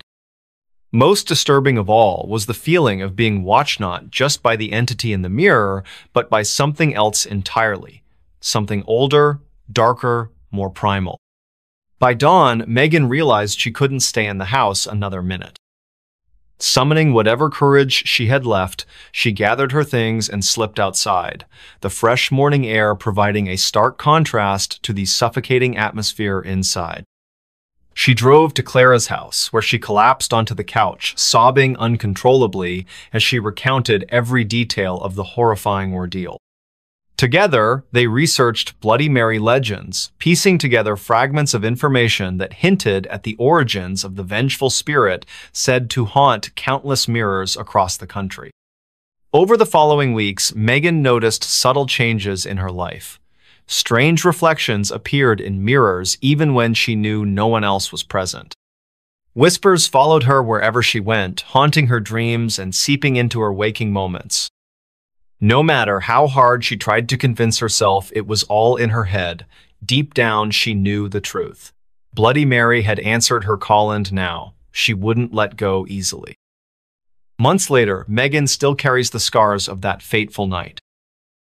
Though she has since moved away from Briarwood, seeking solace in unfamiliar surroundings, the memories linger like ghosts refusing to be exorcised. Every now and then, late at night when the world seems most still, she glances nervously into the mirror, half expecting to see those same hollow eyes staring back at her once more. Next story. The Clapping Man of Missouri. He only comes when you clap back. It all started with a whisper in the wind, or so it seemed. I was sitting on the porch of my uncle's cabin late one evening, sipping lukewarm coffee and staring out into the darkness that stretched endlessly beyond the edge of town. It was August, and the air carried an oppressive heat that clung to your skin like a second layer of clothing. The crickets chirped rhythmically, their song blending seamlessly with the hum of cicadas. Everything felt normal, until it didn't. Let me back up for a moment. My name is Alex, and I grew up in a small rural town called Willow Creek, nestled deep within the rolling hills of Missouri. If you've never been here, picture this: endless fields of golden corn swaying gently under the sun, narrow dirt roads winding through dense forests where sunlight barely penetrates, and a quiet stillness that lingers even when the world outside seems chaotic. But beneath that serene surface lies something darker, something whispered about by locals over hushed tones during late-night gatherings at the diner or around campfires deep in the woods. You see, Willow Creek has its own urban legenda story passed down through generations, told to children as cautionary tales and dismissed by adults as mere superstition. They call him the Clapping Man. As kids, we heard snippets of the tale from older siblings or friends whose parents had warned them not to stray too far into the woods after dark. According to legend, the Clapping Man roams the outskirts of Willow Creek, appearing only in places untouched by civilization, abandoned barns, desolate fields, and shadowy groves where trees twist unnaturally toward the sky. He's said to be drawn to sound specifically, clapping. Here's how the story goes. If you clap twice or more in these isolated areas, he will come, and once he arrives, there's no turning back. Locals always added a chilling caveat. He only comes if you clap back. At first glance, it sounds absurd, doesn't it? Like some half-baked ghost story meant to scare restless teenagers into behaving themselves. But no one ever dared to test it not anymore. Not since. Well, let's just say there are reasons why people steer clear of certain parts of the forest now. Fast forward 10 years later, and I found myself returning to Willow Creek for what was supposed to be a peaceful summer break before starting graduate school. My childhood best friend, Jamie, had invited me to join her and a group of friends for a weekend camping trip near Old Hollow Lake, a secluded area surrounded by towering pines and thick underbrush. It wasn't exactly my idea of fun. I'd rather stay indoors reading books, but Jamie insisted, claiming it would help me reconnect with nature. We arrived late Friday afternoon, setting up our tents along the lake's rocky shoreline. As dusk settled over the landscape, casting long shadows across the water, Jamie pulled out a bottle of whiskey she'd smuggled in her backpack. "To celebrate," she said with a mischievous grin. We sat around the fire, laughing and sharing stories late into the night. That's when someone brought up the Clapping Man. "It's stupid," Jamie scoffed, taking a swig from the bottle. "Just another dumb legend to keep us scared of the woods. Who even believes that crap?" Her words hung heavy in the air, though none of us argued. There was an unspoken agreement among us. While most viewed the story as folklore, there remained a kernel of unease buried deep within each of us. Maybe it was the way the wind picked up suddenly, rustling the leaves overhead, or the distant howl of a coyote echoing through the valley. Whatever it was, it made the silence afterward feel heavier than usual. Then came the dare. "Fine," Jamie said, slamming the bottle onto a log. "If you guys don't believe me, let's prove it. Let's go find this Clapping Man and see if he actually exists." No one responded immediately. Instead, we exchanged nervous glances, the flickering flames reflecting off our faces. Finally, another friend, Sam, spoke up. "All right, but only if you do it first." Jamie smirked, standing up abruptly. "Deal." Armed with flashlights and a growing sense of dread, we ventured deeper into the woods surrounding the lake. The path narrowed quickly, forcing us to walk single file as the canopy above thickened, blocking out the moonlight. Every snap of a twig or scuttle of unseen creatures sent shivers down my spine, but I tried to convince myself it was just the alcohol talking. When we reached a clearing, Jamie stopped abruptly. She turned to face us, her eyes gleaming with determination or maybe bravado. "Watch closely," she said, raising her hands. Then, without hesitation, she clapped twice. The sound echoed through the clearing, reverberating off the trees before fading into silence. For a moment, nothing happened. Just the soft rustle of leaves and the occasional chirp of insects. Then, a faint clap, distant yet unmistakable, answered hers. I froze, my breath catching in my throat. Beside me, Sam muttered, "Did you hear that?" Before anyone could respond, another clap followed, closer this time, and then another, each one louder than the last, closing in like footsteps in the dark. Panic set in as Jamie stumbled backward, dropping her flashlight. The beam rolled away, illuminating the edge of the clearing and revealing a shadow moving between the trees. It wasn't human. By the time we scrambled back to camp, adrenaline coursing through our veins, the mood had shifted dramatically. No one joked anymore. Instead, we huddled together, speaking in hushed tones while keeping watch over the woods. Hours passed, and though the claps hadn't returned, none of us dared to sleep.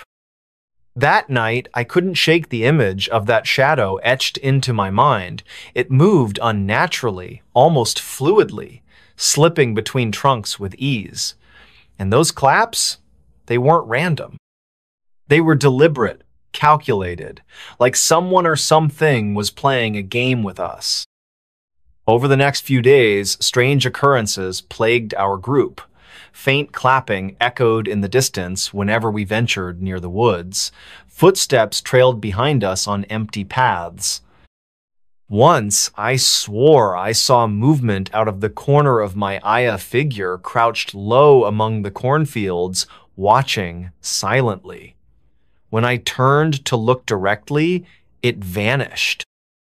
But the worst part? None of us had initiated the ritual again. Yet the claps persisted. One evening, after everyone else had gone to bed, I decided to take a walk along the lakeshore. The air was cooler now, carrying with it the scent of pine and damp earth. I walked aimlessly, trying to process everything that had happened. Was it real? Or were we simply projecting our fears onto the wilderness? As I stood gazing out at the water, the world around me seemed to pause.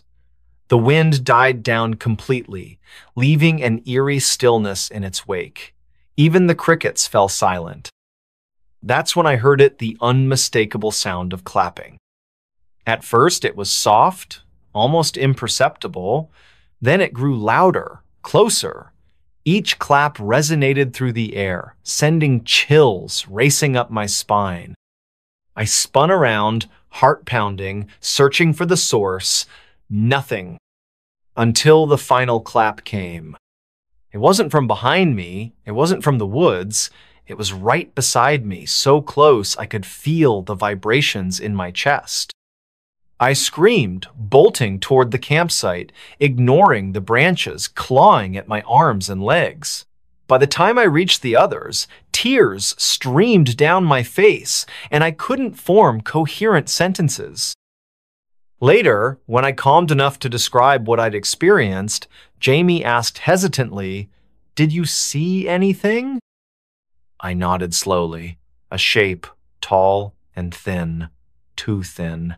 And his smile, it didn't move. It stayed frozen, like he knew something we didn't. After that night, things escalated rapidly. Claps echoed throughout the campsite at random intervals, waking us from fitful dreams. Shadows loomed constantly at the edges of our vision, retreating whenever we tried to investigate. One morning, we discovered footprints leading away from the lake, impossibly large and unnatural. And then there was the mirror. On our last day in Willow Creek, I caught sight of someone clapping in the distance, standing atop a hill overlooking the lake. My breath hitched as I squinted through binoculars, hoping to identify who it was. But when I finally focused, I dropped them instantly. Because the person clapping wasn't someone else. It was me. Or at least, it looked like me. Same clothes, same posture, same terrified expression. Except this version of myself wasn't alone. Behind me, or rather, behind the doppelganger stood the clapping man. Tall, impossibly thin, with a smile that stretched wider than any human mouth should. Before I could scream, the figure raised its hand and clapped twice. This time, I didn't answer. Because I knew better. Now, months later, I still hear claps sometimes. Not every day, but often enough to remind me that whatever we unleashed that night isn't done with us yet. And each time, I wonder, did I summon it? Or was it waiting all along? Whoever, whatever it is, it knows me, and it won't stop until it gets what it wants. So please heed my warning. Don't clap back, because once you do, there's no going back. Black-eyed kids knocked on my door. Late one evening, around 10:45 p.m., in the quiet town of Eldridge, Ohio, a chilling event unfolded at the home of a woman named Emily Carter. The night was unusually still, with no wind to stir the leaves or rustle through the trees. A thick silence enveloped the area, broken only by the distant hum of an occasional car passing on the highway miles away. The moon hung low in the sky, casting an eerie silver glow over everything it touched. Inside her modest two-story house, Emily sat alone on the couch, engrossed in a book while sipping lukewarm tea. Her dog, Max, a loyal golden retriever, lay sprawled at her feet, his breathing steady and rhythmic. Emily had just turned the page when she heard Ida's soft but distinct knock at the front door. At first, she thought it might be a neighbor stopping by unannounced, though that seemed odd given the late hour. She glanced at the clock again, confirming the time. Who could possibly be visiting now?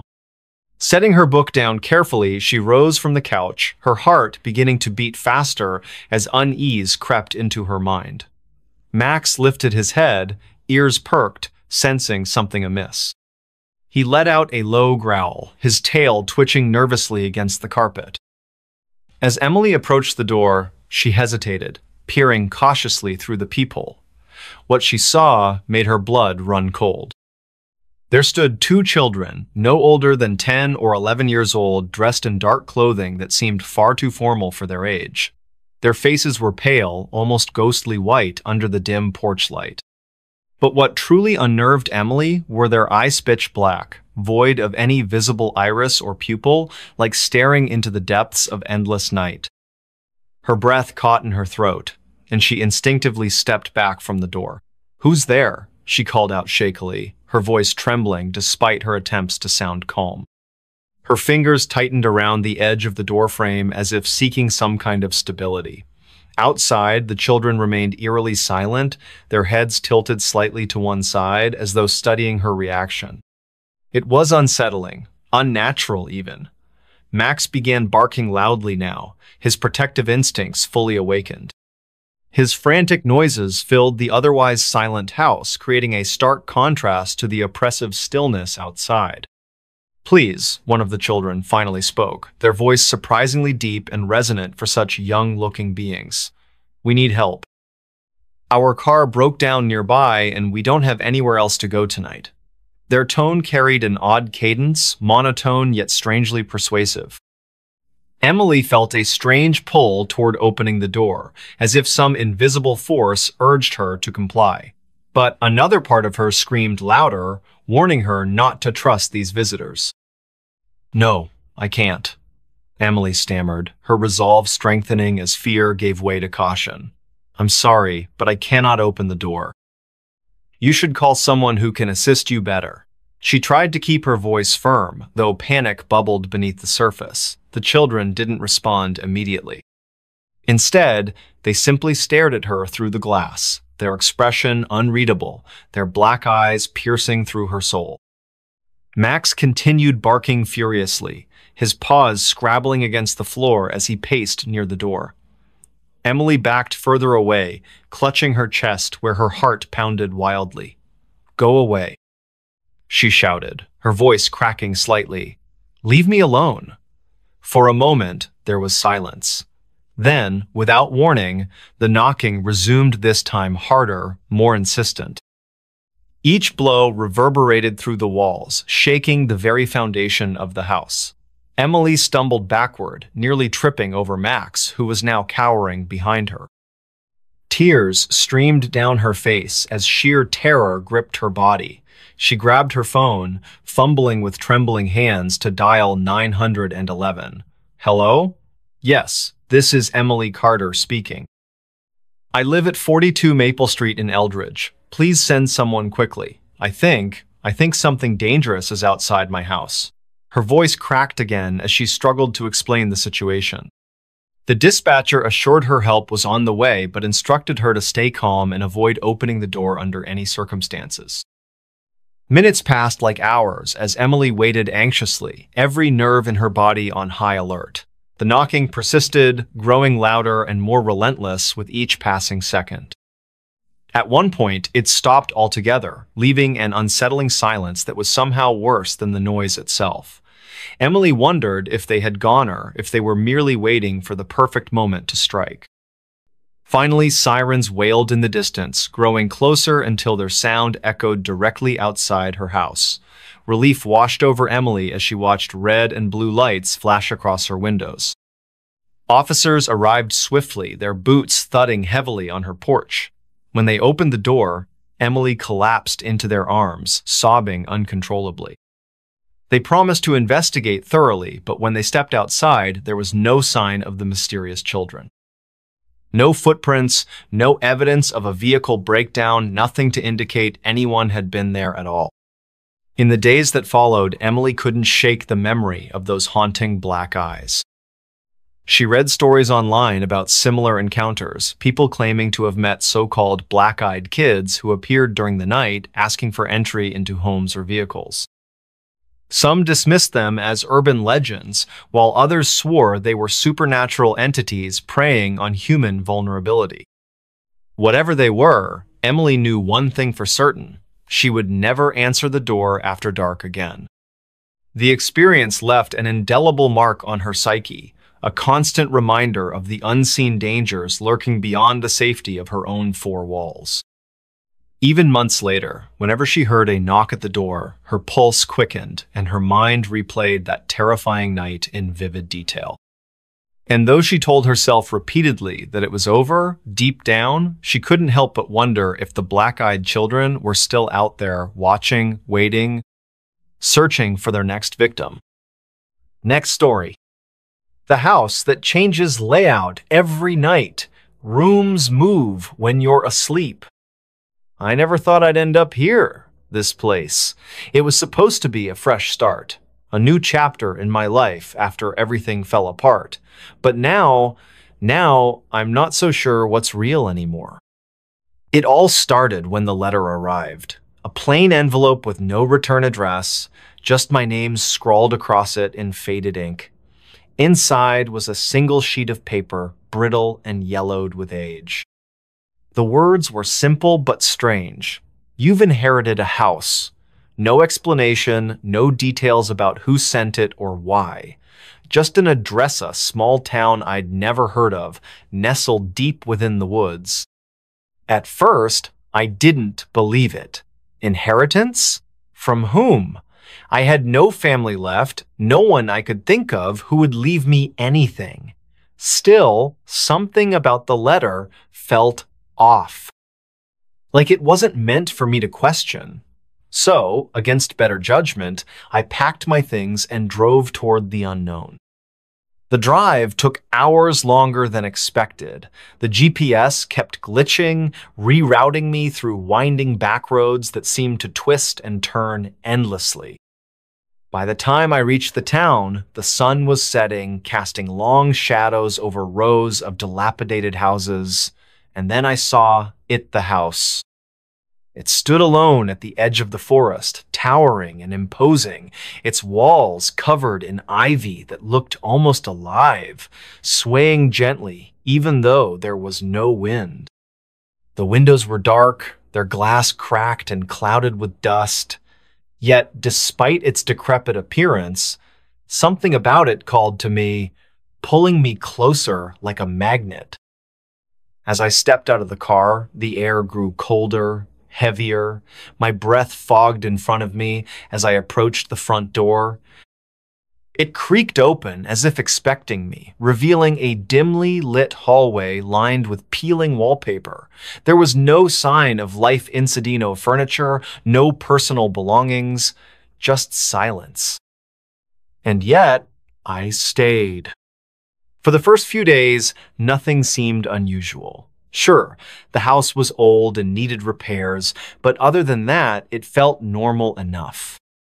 I set up camp in what appeared to be the largest room on the ground floor, using a sleeping bag and some spare blankets. During the day, I explored the rest of the house, cataloging each room in my mind.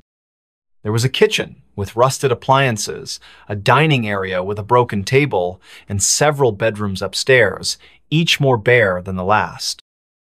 But then, the changes began. One morning, I woke up to find a door where none had been before. It stood halfway down the hall, slightly ajar, leading into darkness.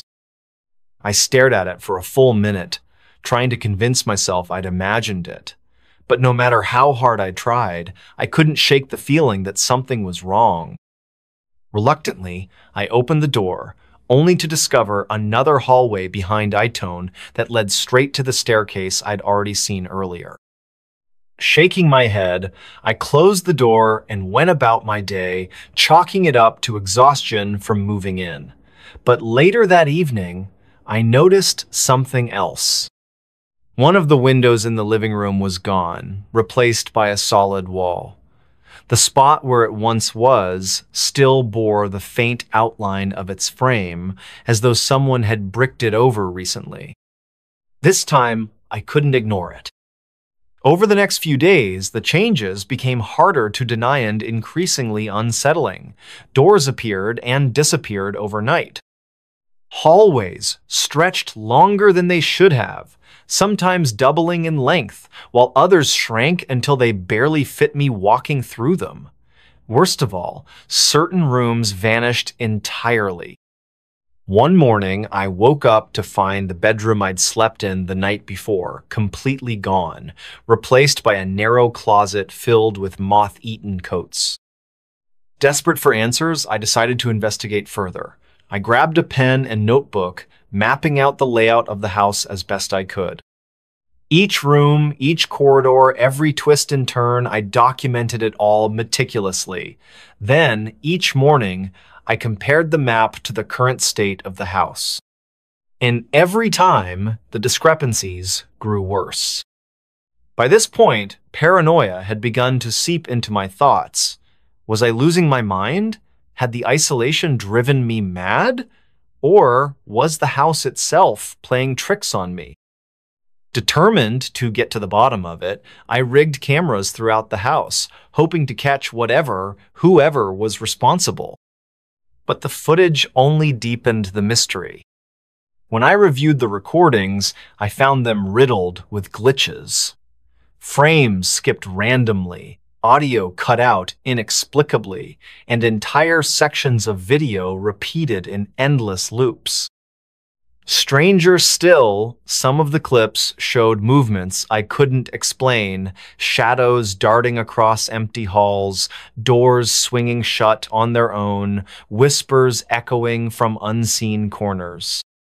And then came the nightmares. They started subtly, creeping into my dreams like mist rolling over hills. At first, I dreamed of walking through endless corridors, searching for something I couldn't remember.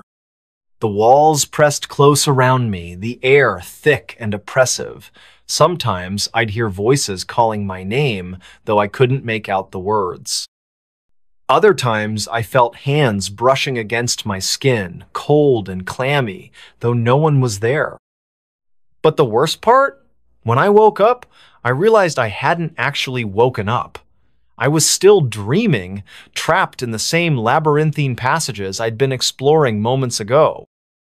Only now, the dream felt different, more vivid, more real. That's when I started hearing things at night, when the house was quiet and still. Scratching sounds echoed through the walls, soft but persistent, like fingernails dragging across wood. Footsteps padded lightly above me, though I knew no one else lived here. Occasionally, I'd hear doors opening and closing, their hinges groaning in protest. Once, I swore I heard laughter low and guttural, coming from somewhere deep within the house. Panic clawed at my chest whenever these noises occurred, but I forced myself to remain calm. If I let fear take hold, I reasoned, it would consume me entirely. Instead, I armed myself with tools, flashlights, notebooks, markersto, document any evidence I might stumble upon, and one fateful afternoon, I made a discovery that changed everything. While tearing up the floorboards in search of wiring issues or perhaps just distraction, I uncovered a bundle of papers tucked beneath the wooden planks. They were brittle and yellowed, much like the inheritance letter I'd received months ago. Written in shaky handwriting, they detailed the experiences of a previous residenta man named Eliashu claimed the house was alive. According to his notes, the house shifted its layout based on emotions, feeding off fear and confusion. He described waking up in places he shouldn't have been, finding himself lost in corridors that twisted impossibly. He spoke of hearing voices, seeing shadows move in the periphery of his vision. Most chillingly, he warned of falling asleep in specific rooms, claiming they pulled you deeper into the house's mind, trapping you forever. I read the entries late into the night, my heart pounding wildly in my chest. Was Elias right? Was the house sentient, manipulating reality around it to ensnare those who dared live within its walls? And if so, why did it choose me? The following nights brought fresh horrors. The house seemed to grow more aggressive, its changes growing bolder and more disorienting. Entire floors rearranged themselves, staircases spiraling upward to nowhere, dead ends appearing where once there had been open space. Furniture rearranged itself without warning, chairs placed upside down, tables tilted precariously. Even the clocks stopped working properly, their hands spinning erratically or freezing altogether. I tried to fight back. I marked the walls with spray paint, drawing arrows and symbols to help navigate the ever-changing maze. But each morning, the markings were gone, erased as though they'd never existed. Then came the final twist. One night, as I lay awake listening to the scratching sounds emanating from the walls, I noticed something peculiar. The patterns of sound weren't random, they formed rhythms, almost musical in nature. Following the noise, I traced it back to a hidden panel in the wall, concealed behind a bookshelf. Behind it, I found a narrow passageway leading downward, far below the foundation of the house. Curiosity overwhelmed caution, and I descended into the darkness. The tunnel twisted and turned, descending farther than I thought possible. Eventually, I emerged into a cavernous chamber illuminated by flickering lanterns. In the center stood a pedestal, upon which rested an ancient tome bound in black leather. Its pages glowed faintly, pulsating with an inner light. As I reached for the book, a voice whispered in my ear not aloud, but directly inside my mind. "You belong here." Before I could react, the world around me dissolved into chaos. The walls warped and shifted, the ceiling collapsing inward, the floor dropping away beneath me. I screamed, flailing desperately as the darkness swallowed me whole. Now, I don't know where I am or if I'm still alive. All I see are endless corridors stretching infinitely in every direction. The house calls to me, its voice sweet and seductive, promising peace if I simply surrender. But I can't. Not yet, because if I do, I'll never escape. Will you? Next story. Lost for 7 minutes in another dimension. The wind was calm, the air crisp with autumn's chill. I had been walking along the familiar path near my Homia shortcut through the woods that I took every evening after work. It was nothing out of the ordinary, until it happened. I remember stepping outside at exactly 6:43 p.m. My phone told me so. The screen glowed faintly as I scrolled through emails, trying to clear my mind before heading into the forest. The sun hung low on the horizon, casting long shadows across the pavement. Everything seemed normal, too normal. As I entered the wooded area, the trees closed around me like ancient sentinels guarding secrets too old to comprehend. Their branches stretched high above, forming a canopy that filtered the fading sunlight into soft, golden hues. Birds chirped softly in the distance, their melodies blending seamlessly with the rustle of leaves underfoot. It was peaceful, serene even. But then, something shifted. At first, I didn't notice anything unusual. Maybe it was just a trick of the light tour. Perhaps the way the shadows danced against the bark of the trees made them seem more alive than they should have been. Still, there was an unsettling feeling creeping up my spine, one I couldn't shake no matter how hard I tried. And then it hit me. There's this part of the trail where the ground dips slightly, creating a small incline followed by a decline. You know the kind you don't think twice about because you've walked over it hundreds of times without incident. That day, though, it wasn't different. Or maybe it was. I stepped forward, my left foot descending onto the slope, when suddenly everything went black. Not pitch black, mind you, more like gray. A suffocating, heavy shade of gray that enveloped everything around me. One moment I was walking, the next I felt myself falling not physically, but mentally. Like slipping between gears in a car, only instead of shifting smoothly, each transition jarred painfully against my consciousness. When I opened my eyes again, I wasn't where I belonged. The world before me bore little resemblance to the forest I'd known all my life. Instead of towering pines and oaks, the landscape consisted of jagged, twisted structures jutting upward from the ground like broken bones piercing flesh. These weren't buildings in the traditional sense, they looked organic yet mechanical, pulsing faintly with veins of blue-green energy coursing beneath translucent surfaces. The sky above was wrong too. No clouds marred its surface, but neither did it resemble any earthly atmosphere.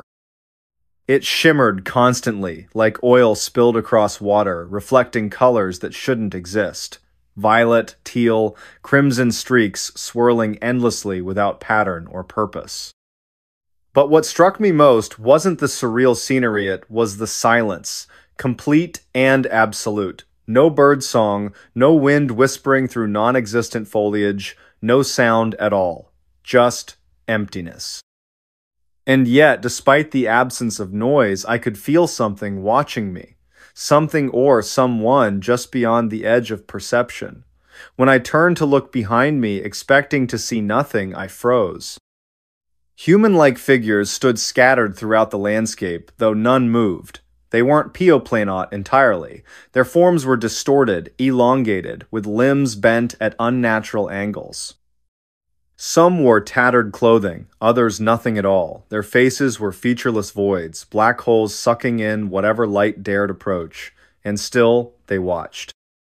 Time itself felt strange here, stretched thin like elastic, pulling apart seconds until they became minutes, hours, lifetimes. Every step I took seemed to echo infinitely within my mind, reverberating louder and louder until I feared I might go mad. Yet somehow I kept moving forward, driven by some instinctual need to escape this place, even if escape meant facing whatever horrors awaited me elsewhere. How long had I been here? Days? Weeks? Years? Impossible to tell. The passage of time defied logic, bending and folding back upon itself until past and future blurred together into an endless present. Each breath I drew felt heavier than the last, as though the very air resisted my presence. My thoughts grew sluggish, tangled knots impossible to untangle. Questions swirled relentlessly in my mind. Where am I? Why am I here? Will I ever leave? Then came the whispers. At first, I thought it was my imagination playing tricks on me. After all, who wouldn't begin hearing voices after being trapped in such a place? But these weren't mere echoes of my own fears. They carried meaning, intent. Words formed slowly, deliberately, crawling into my ears like insects burrowing into flesh. You belong here, they said. This is your true home. No, I whispered aloud, shaking my head violently. I'm not supposed to be here. They will come for you, the voices continued, ignoring my denial. And when they do... The sentence trailed off, leaving me trembling with dread. Who were they? What would happen when they arrived? Before I could dwell further on the implications, another shift occurred done far more abrupt than the first. One moment I stood amidst those alien structures, surrounded by faceless watchers. The next, I found myself sprawled on the forest floor, gasping for air as though I'd just surfaced from drowning. The familiar scent of pine needles and damp earth filled my nostrils, grounding me in reality once more, or so I thought. Panic surged through me as I scrambled upright, frantically checking my surroundings. Yes, it was the same trail I'd started down earlier. The trees loomed overhead, their silhouettes sharp against the twilight sky. Everything appeared unchanged, except for one crucial detail. My phone read 6:50 p.m. Only 7 minutes had passed since I'd begun my walk. 7 minutes, that's all. Except, I knew better. I knew I'd been gone longer. Much longer. How could I explain the impossible? How could I make sense of what I'd seen and heard? Back home, things weren't quite right. At first glance, nothing seemed amiss. My apartment remained untouched, clocks ticking steadily on the walls, yet small inconsistencies nagged at me. A photo frame hanging crookedly where it hadn't been before, a chair pulled slightly away from the dining table. Even the reflection staring back at me from the mirror felt off, slightly paler. Slightly thinner. Worse still, people acted strangely around me. Friends avoided eye contact during conversations, muttering excuses about being busy whenever I attempted to engage them. Strangers stared openly, their gazes lingering a beat too long before averting. It was as though I existed in some liminal space between worlds visible, yes, but not truly acknowledged. And then there was the sensation of being followed. Whenever I ventured outside, I caught glimpses of movement from the corner of my eye, shadows darting between parked cars, figures melting into doorways. Once, I even swore I saw one of those faceless beings standing across the street, its form flickering in and out of existence like static on a television screen. By the time I reached it, however, nothing remained save empty pavement. Desperate for answers, I began researching online. Surely, I couldn't be the only person to experience such a phenomenon. To my surprise, I discovered dozens of accounts eerily similar to mine. People vanishing for precisely 7 minutes only to return changed forever. Some claimed memories of alternate dimensions. Others spoke of whispers urging them toward unknown destinations. A few admitted outright that they believed themselves to be imposters creatures masquerading as humans while the real versions rotted away in some other realm. A theory emerged among commenters. Every 7 minutes, the veil separating our world from theirs thinned enough to allow brief crossings. Most returned unaware, their minds erasing the trauma automatically. Those who remembered. Well, we paid dearly for the knowledge. But what if returning wasn't always guaranteed? What if I hadn't really come back? Now, sitting alone in my apartment late at night, I hear it again. The whispers. Faint at first, growing louder with each passing second. They call my name now, insistent and urgent. Come back, they say. You belong here. I glance at the clock beside my bed. 12, 0 a.m. midnight. Exactly 7 minutes after the hour began. And then, the room begins to fade. Next story. Alone in office, rainy night shift horror. Lonely office in the rain. The rain drummed against the glass windows like 1,000 tiny fingers, tapping an unrelenting rhythm. Outside, the night was pitch black, save for the faint glow of distant streetlights reflecting off puddles. Inside the old office building, fluorescent lights buzzed and flickered intermittently, casting eerie shadows that danced across empty cubicles. Ethan sat at his desk, hunched over a computer screen displaying rows upon rows of data entries. It was his third week working as a night shift data processor, and he already hated every second of it.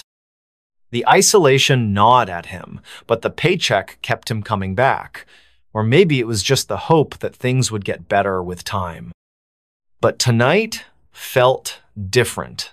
He couldn't quite put his finger on why. At exactly midnight, the power surged briefly, causing the monitors to blink out before sputtering back to life. Ethan sighed, muttering under his breath about outdated wiring. He glanced up at the clock 12. 3 a.m. tried to focus on the task ahead, but something about the silence pressed down on him, heavier than usual. He reached for his thermos of coffee, only to find it empty. Cursing softly, he stood up from his chair and stretched his sore muscles. As he walked toward the break room, the sound of his footsteps echoed through the cavernous space, each step reverberating like a heartbeat in the darkness. The break room was located near the far end of the floor, past several rows of abandoned cubicles. Most of them were relics from when the company had been thriving years ago, their contents long since cleared out except for a few stray papers and broken staplers. Ethan passed by one such cubicle and paused. There, on the edge of a dusty desk, lay a single piece of paper printout with no apparent source. Curiosity piqued, he picked it up. The page contained a cryptic message typed in bold letters. "Don't stay after midnight." Ethan frowned. Was this some kind of prank? He turned the paper over, searching for any clues or signatures, but there was nothing else written on it. Shrugging it off as someone's idea of humor, he crumpled the note and tossed it into the trash can beside the printer. Returning to the break room, he refilled his thermos with what little coffee remained in the pot.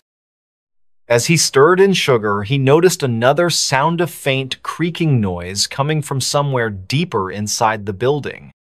At first, he dismissed it as the building settling, but then it happened again, louder this time. It sounded deliberate. Shaking off the unease, Ethan decided to ignore it.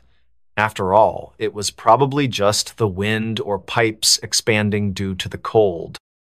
Still, the hairs on the back of his neck stood on end as he made his way back to his station.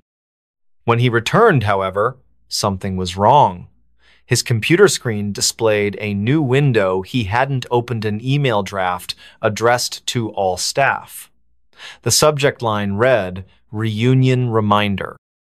Beneath it, the body of the email consisted of 3 simple words. "We miss you." Ethan froze. This wasn't normal. Who could have sent this? More importantly, why did those words send chills down his spine? Before he could investigate further, the intercom crackled to life. A low, distorted voice whispered through the speakers, "You shouldn't be here." Ethan's heart pounded against his ribcage as the intercom fell silent. The voice slow, guttural, and unmistakably menacing had sent a wave of dread coursing through him. He stared at the speaker above his head, half expecting it to speak again, but the room remained eerily quiet, save for the relentless patter of rain outside. He tried to rationalize what had just happened. Maybe it was a malfunction. Perhaps leftover recordings from some corporate event were accidentally triggered. Yet deep down, he knew that explanation felt hollow. There was something off about this place tonight. Something unnatural. Deciding not to take any chances, Ethan grabbed his phone and dialed security. It rang once, twice, then went straight to voicemail. Panic bubbled in his chest, of course. They wouldn't be back until morning. He was utterly alone. His gaze shifted back to the computer screen. The email draft still lingered, its words mocking him. Slowly, hesitantly, he clicked Reply All, hoping to send a message to whoever or whatever was behind this. As soon as he hit send, the screen flickered violently, plunging the office into darkness for a split second. When the lights returned, the email window was gone. In its place was a live video feed from one of the building's surveillance cameras. The footage showed an empty hallway leading to the stairwell. At first glance, nothing seemed out of the ordinary. Then, almost imperceptibly, a shadow moved along the wall, a shape too distorted to belong to anyone human. Ethan swallowed hard, his throat dry. His fingers hovered over the keyboard, unsure whether to close the window or keep watching. Before he could decide, the shadow detached itself from the wall and stepped into view. It wasn't a person, not exactly. Whatever it was, it walked hunched over, dragging its feet across the floor. Its form was indistinct, cloaked in blackness, but Ethan could swear he saw two glowing red eyes staring directly into the camera and, by extension, at him. The feed cut off abruptly, leaving Ethan paralyzed with fear. His breath came in shallow gasps as he scrambled to make sense of what he'd seen. Was this real, or was exhaustion playing tricks on him? Suddenly, the sound of footsteps echoed through the office. Heavy, deliberate steps that reverberated through the empty space. They weren't coming from the hallway or the stairs. They were right outside his door. Ethan froze, clutching the edge of his desk. The doorknob began to rattle, slowly turning clockwise. A cold breeze swept into the room, though there were no windows open. The air grew thick, oppressive, making it harder to breathe. And then the door creaked open. Standing in the doorway was a figure cloaked in shadows, its face obscured by darkness. For a moment, Ethan thought it might be someone else working late, but as the figure stepped closer, he realized it couldn't possibly be alive. Its movements were jerky, unnatural, and its presence radiated pure malice. Who are you?" Ethan stammered, his voice trembling. The figure didn't respond. Instead, it raised a hand, pointing directly at him. From its fingertips, tendrils of smoke-like mist unfurled, curling toward Ethan like serpents. He recoiled, knocking over his chair in an attempt to escape, but the mist followed, wrapping around his ankles and pulling him backward. "No, get off me!" he screamed, thrashing wildly. But the more he struggled, the tighter the grip became. The figure loomed closer, its glowing red eyes locking onto his own. Ethan could feel its gaze piercing through him, stealing away fragments of his sanity. Just before everything went dark, he heard a whisper so faint it barely registered. "You shouldn't have stayed after midnight." Ethan woke up with a start, his body drenched in cold sweat. He was lying on the floor, his chair overturned beside him. The office lights flickered above, casting an unsettling glow over the room. For a moment, he wondered if it had all been a nightmare, cruel trick of his exhausted mind. But then he noticed something that made his blood run cold.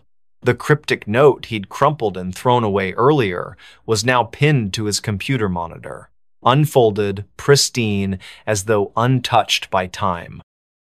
And beneath the original message, "Don't stay after midnight," was a new line scribbled in red ink. "It's too late for you." Ethan's heart raced. This wasn't a dream. Whatever had happened last night or perhaps this morning was very real.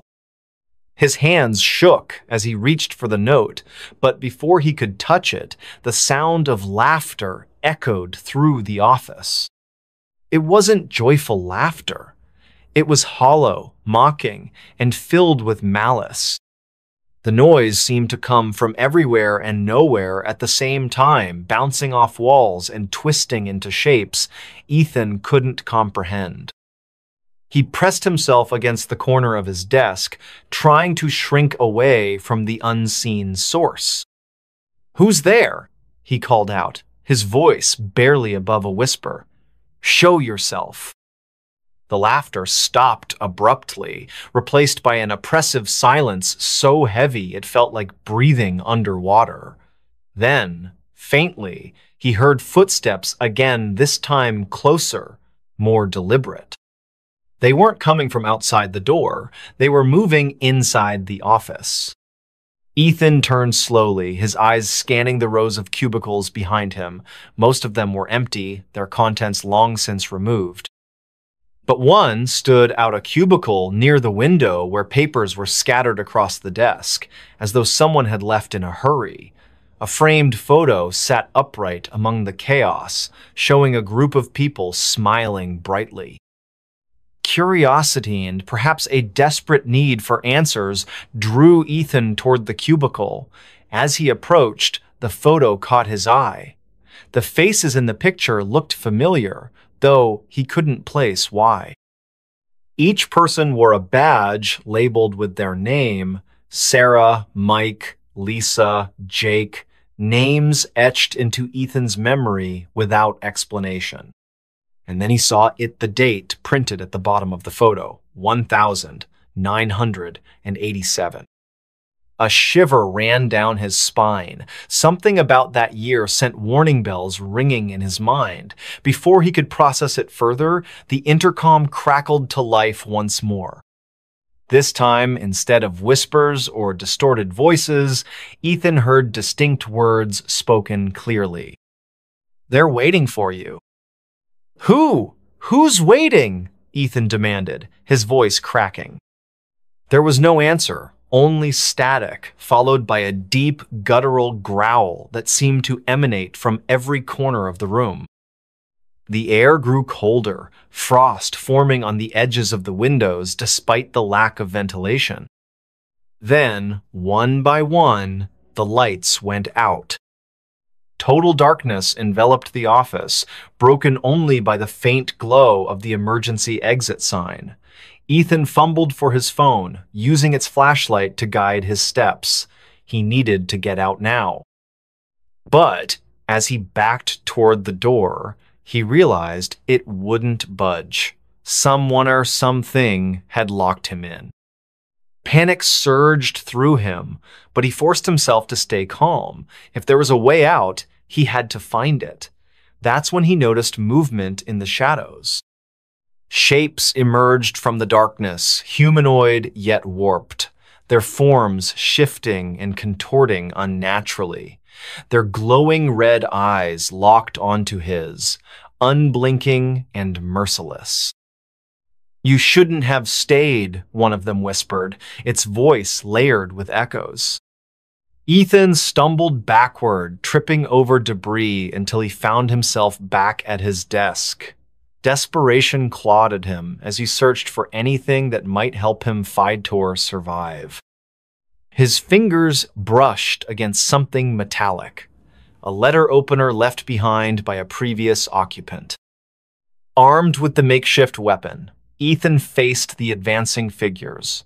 They moved slowly, deliberately, as though savoring his terror. One of them stepped forward, its form solidifying into the shape of a woman. Her face was pale, her hair matted with blood, and her mouth stretched impossibly wide in a grotesque grin. "Join us," she hissed, extending a hand. "No!" Ethan shouted, lunging forward with the letter opener. The blade struck true, embedding itself in her shoulder.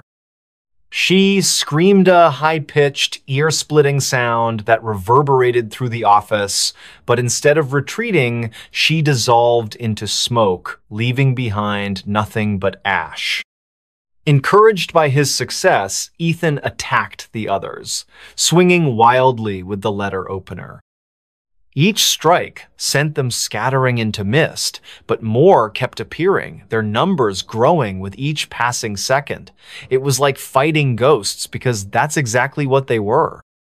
As dawn broke and sunlight streamed through the windows, Ethan collapsed to his knees, utterly spent.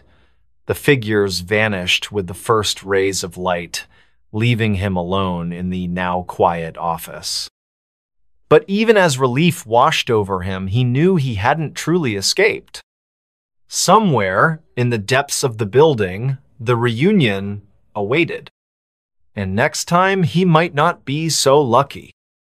Ethan staggered out of the office building as the first light of dawn painted the sky in hues of orange and pink. His body ached, his mind reeling from the events of the night. He had survived, but at what cost? The figures may have vanished with the sunrise, but their promises lingered in his thoughts like venomous whispers. As he reached his car, Ethan noticed something wedged beneath the windshield wiper, a manila folder marked with the words, "Confidential, do not open." His heart sank. Against every instinct screaming at him to leave it alone, he opened the folder. Inside were documents detailing the tragic history of the company.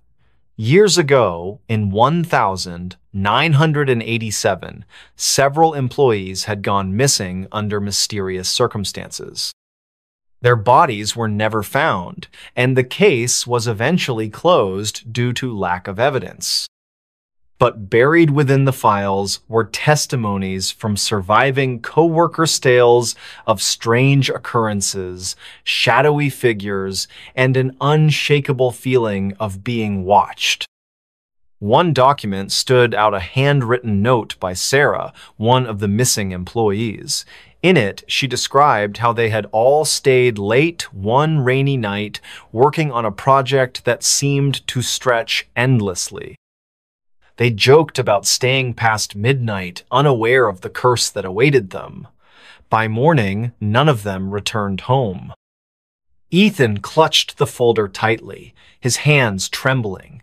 He realized now why the photo had felt so familiar. It was a warning. A reminder that those who stayed after midnight didn't just disappear, they became part of the cycle. Before climbing into his car, Ethan glanced back at the office building. Through the rain-streaked windows, he thought he saw movement and outline of figures gathered around his old desk, staring out at him. One of them raised a hand, beckoning him closer.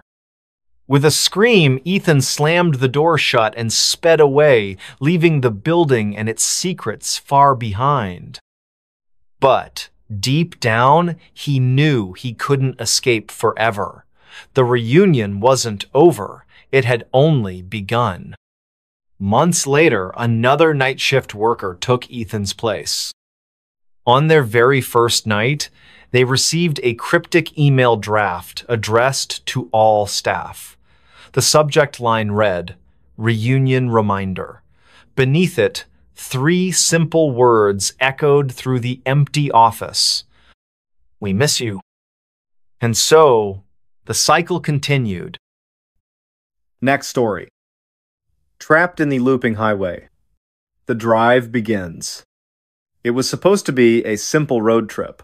Nothing more than a late-night drive through rural highways to clear our heads. Me, Jake, and Sarah, three friends who had been inseparable since high school. We'd done countless road trips before, but this one felt different from the start, though I couldn't put my finger on why. We left at around midnight when the world seemed quieter, like it held its breath, waiting for something or someone to wake it up. The air was crisp, carrying with it that faint metallic scent you only get after a summer storm. It wasn't raining now, but the clouds were thick enough to block out most of the stars. Just a sliver of moonlight spilled onto the asphalt ahead of us, lighting up the winding path of Route 47.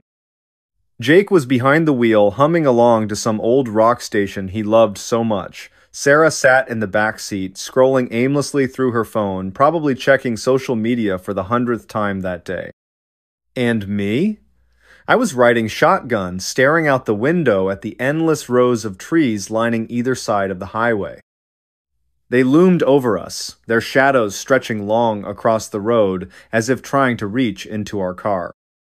"Man," Jake said after a while, breaking the silence, "this place feels kind of creepy." "What do you mean?" Sarah asked, finally looking up from her phone. "I don't know," Jake shrugged, glancing briefly at me. "Just the way these woods look, like they're watching us or something." I laughed nervously, brushing off his comment. "You've been watching too many horror movies again, Jakes." He grinned, clearly pleased with himself for planting the seed of unease in all of us, but deep down I couldn't shake the feeling that maybe he wasn't entirely wrong. At first, everything seemed normal. The hours ticked by slowly, marked by the occasional gas station pit stop and bursts of laughter whenever Jake told one of his ridiculous jokes. But then, things started to feel off. It began with the landmarks.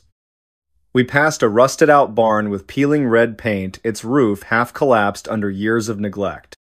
There was also an abandoned gas station tucked between two massive oak trees, its neon sign flickering weakly even though no one had worked there in decades. Both places looked familiar not because we'd seen them earlier in the night, but because they reminded me of photos I'd once scrolled past online. Rural decay captured in grainy black and white images. But then we drove past them again. My stomach dropped. "Guys," I whispered, my voice barely audible over the hum of the engine. "Didn't we just see that barn?" Sarah frowned, leaning forward to peer out the windshield. "What are you talking about?" "I swear, we passed it 10 minutes ago." My eyes darted back and forth, searching for any other explanation. Maybe I'd misremembered, or maybe fatigue was playing tricks on me. After all, it was nearly 3 in the morning. Jake glanced at me, concern etched into his features. "Are you sure, man? Maybe it's just another barn that looks similar." And yet, as we continued driving, the pattern repeated itself. The same twisted tree jutting out of the ground like a gnarled hand reaching for the sky. The same billboard advertising a diner we never stopped at. Even the exact spot where a deer had frozen in headlights before bolting into the woodsit happened twice, almost perfectly synchronized. Something was wrong. Terribly, horribly wrong. The next sign came from technology. First, the GPS. Jake had plugged in coordinates for a small town we planned to visit later in the morning. At least, that's what he thought he did. Because every time he tried recalculating the route, the screen would freeze, displaying the words "Destination Unreachable" in bold red letters. No matter how many times he restarted the app or toggled settings, nothing changed. Then there was the radio. It started looping the same sanga, haunting melodies sung by a voice that sounded both ancient and eerily familiar, over and over again. Each repetition felt louder, closer, as if the music were coming from somewhere inside the car rather than the speakers themselves. When Jake finally turned it off, the eerie silence that followed was almost worse. Time refused to progress. Our watches stopped working simultaneously. Phones lost signal entirely, showing blank screens instead of the usual no service message. Even the dashboard clock remained stuck at 2:37 a.m., blinking endlessly like a broken digital alarm clock. That's when panic set in. Tensions flared quickly. What had started as playful banter devolved into shouting matches fueled by exhaustion and fear. "It's not my fault," Jake snapped, slamming his fists against the steering wheel. "I didn't program this thing. How am I supposed to fix it?" "You should have brought paper maps," Sarah shot back, tears streaming down her face. She hadn't cried during any of our previous adventures, but tonight she looked utterly defeated. "Why didn't you listen to me? Why didn't anyone listen?" I wanted to intervene, to calm them both down, but words failed me. Instead, I stared out the window, hoping against hope that the landscape would change. That we'd stumble upon an exit leading to safety, but no such luck. Hours or perhaps mere moments passed in silence. The only sounds were the tires crunching against gravel and the faint whistling of wind slipping through cracks in the windows. Every mile marker read the same number. Mile 187, over and over again. Fatigue crept in relentlessly. My eyelids grew heavy, but sleep refused to claim me. Every time I closed my eyes, visions of the looping highway played behind them, endless and suffocating. And then, we saw it. A figure standing on the shoulder of the road, silhouetted against the dim glow of our headlights. A manner, at least, something resembling a man dressed in tattered clothing that fluttered unnaturally in the breeze. His face was obscured by shadow, but his posture radiated malice. "Stop the car!" Sarah screamed, gripping the seat in front of her so tightly her knuckles turned white. Jake slammed on the brakes, sending us skidding to a halt mere feet away from the stranger. For a moment, none of us dared move. Then, slowly, Jake rolled down the window. "Can we help you?" he called out, his voice trembling despite his best efforts to sound brave. The figure tilted its head slightly, as if considering whether to respond. Then it spoke in a voice that echoed like thunder, reverberating through the car and rattling our bones. "You shouldn't have come here," it said, each word dripping with menace. "Turn back while you still can." Before anyone could reply, the figure vanished without a trace, leaving behind only the faint smell of burnt rubber. Realization dawned on us all at once. We weren't merely lost, we were trapped in a loop, a time-space anomaly that defied logic and reason. No matter which direction we turned, no matter how fast we drove, we always ended up right where we started. Exits appeared and disappeared inexplicably. One moment, a clear signpost reading Exit 56 would guide us towards salvation. The next, it would dissolve into thin air, replaced by empty fields stretching endlessly in every direction. Desperation clawed at us. We argued, cried, begged for deliverance, but the highway gave nothing in return. Only emptiness, only repetition. As days, or perhaps centuries blurred together, strange thoughts began creeping into my mind. What if this wasn't real? What if we were already dead, reliving the final moments of our lives over and over again? Or worse, what if we were being punished for sins we couldn't remember committing? One evening, was it morning? We spotted a car ahead of us. Identical to ours in make and model, it moved parallel to ours, keeping pace effortlessly.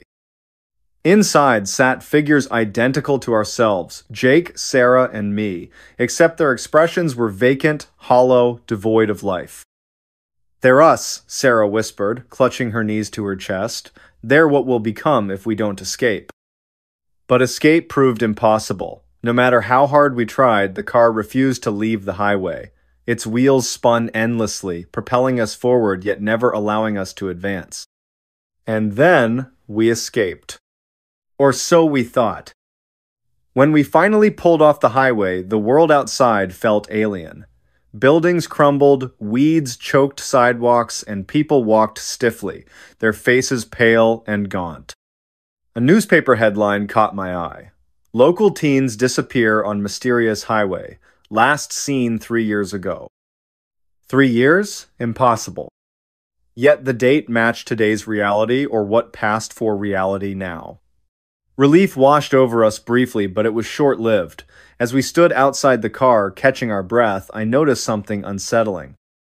The same rusted-out barn we'd seen countless times on the highway loomed in the distance, its silhouette unmistakable. "No," I muttered, my voice trembling. "Not again." For a split second, I considered running, but then I realized it wouldn't matter. The loop had claimed us, and it wasn't finished yet.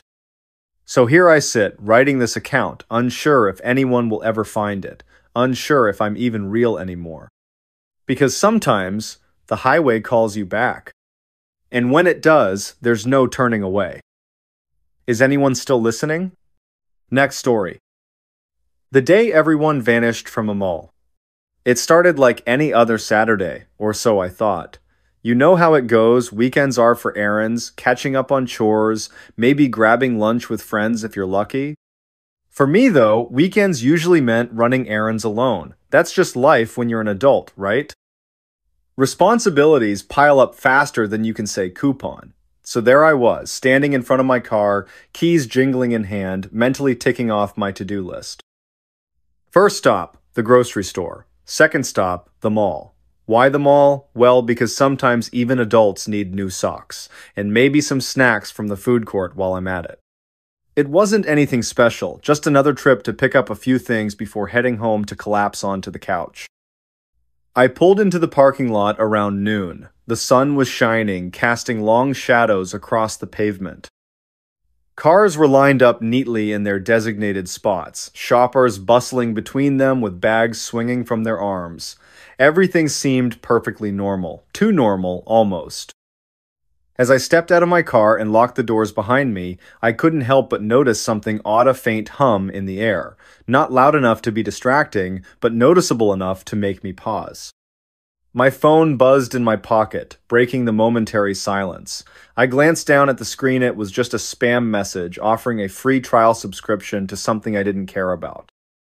I sighed, deleted it, and shoved the phone back into my pocket. Inside the mall, everything felt familiar yet strangely distant. The chatter of voices echoed through the halls, blending together into a comforting background noise. Kids ran past me, laughing as they chased each other through the crowd. Parents called after them, voices strained but not angry. Vendors hawked their wares, shouting deals that no one really needed but everyone pretended to consider. It was all so ordinary until it wasn't. At first, it was subtle, almost imperceptible. I was walking toward the shoe store when I noticed the absence of sound. One moment, the hallways were alive with conversation and footsteps. The next, everything went quiet. Dead quiet. Like someone had pressed mute on the world. My heart skipped a beat. I stopped in my tracks, turning slowly to look around. People were still there, still moving, but now they moved without making a sound. Their lips moved silently, hands gestured meaninglessly, feet shuffled forward without producing even the softest squeak against the tiled floor. It was like watching a silent movie, except this wasn't fiction. This was real life spiraling into something inexplicable. I stood frozen, unsure whether to laugh or scream. Was this some kind of prank, some elaborate setup orchestrated by the mall management to scare customers, or was I losing my mind? I pinched myself hard, expecting the sharp sting to snap me out of whatever illusion I was trapped in, but nothing changed. The eerie silence remained, pressing down on me like a heavy blanket. Panic began to rise in my chest. I forced myself to take deep breaths, trying to calm down. Maybe I'd misheard something earlier. Maybe the acoustics in the building were playing tricks on me. Yeah, that had to be it. Rational explanations always trumped irrational fears, right? But then came the flickering lights. They weren't supposed to do that. Fluorescent bulbs hanging overhead sputtered and dimmed, casting the hallway in waves of shadow and light. At first, it was just a brief stutter, a second-long hiccup that might have gone unnoticed under different circumstances, but then it happened again, and again. Each time, the darkness lingered longer, stretching out like molasses over the walls and floors. Now fully alert, I quickened my pace, weaving through the crowd of soundless figures. No one seemed to notice the disturbance, or perhaps they simply couldn't. Either way, their blank expressions unnerved me more than I cared to admit. Were they aware of what was happening? Could they hear the growing unease inside my own head? By the time I reached the shoe store, the hairs on the back of my neck were standing on end. I pushed open the glass door and stepped inside, hoping the enclosed space would offer some relief from the creeping dread. Instead, I found myself face to face with another anomaly. The sales associate behind the counter was staring straight ahead, her mouth slightly agape. She blinked occasionally, but otherwise she remained motionless as if frozen mid-action. Her name tag read Lila, but Lila wasn't responding to my presence. Not that I blamed her, I probably looked like a lunatic standing there, wide-eyed and trembling. "Excuse me?" I said, my voice cracking. When she didn't react, I tried again, louder this time. "Hello?" Still nothing. A cold sweat broke out across my forehead. This couldn't be happening. None of it made sense. What had started as a mundane trip to the mall was quickly unraveling into a nightmare scenario straight out of a horror movie. Except this wasn't a movie, this was reality. My reality. And then it got worse. The realization hit me all at once, like a freight train barreling down the tracks. The people weren't ignoring me, they weren't there. Not really. They existed only as echoes of themselves, remnants of the world I once knew, and they were disappearing, one by one, leaving me alone in a sea of emptiness. It began with the smallest details. A woman pushing a stroller vanished mid-step, her cart rolling forward without guidance before coming to rest against a display window. A teenage boy texting on his phone faded into thin air, his glowing screen lingering for a split second before winking out entirely.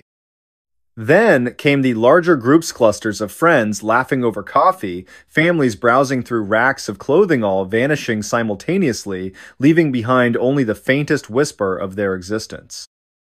I stumbled backward, tripping over my own feet as wave after wave of disbelief crashed over me.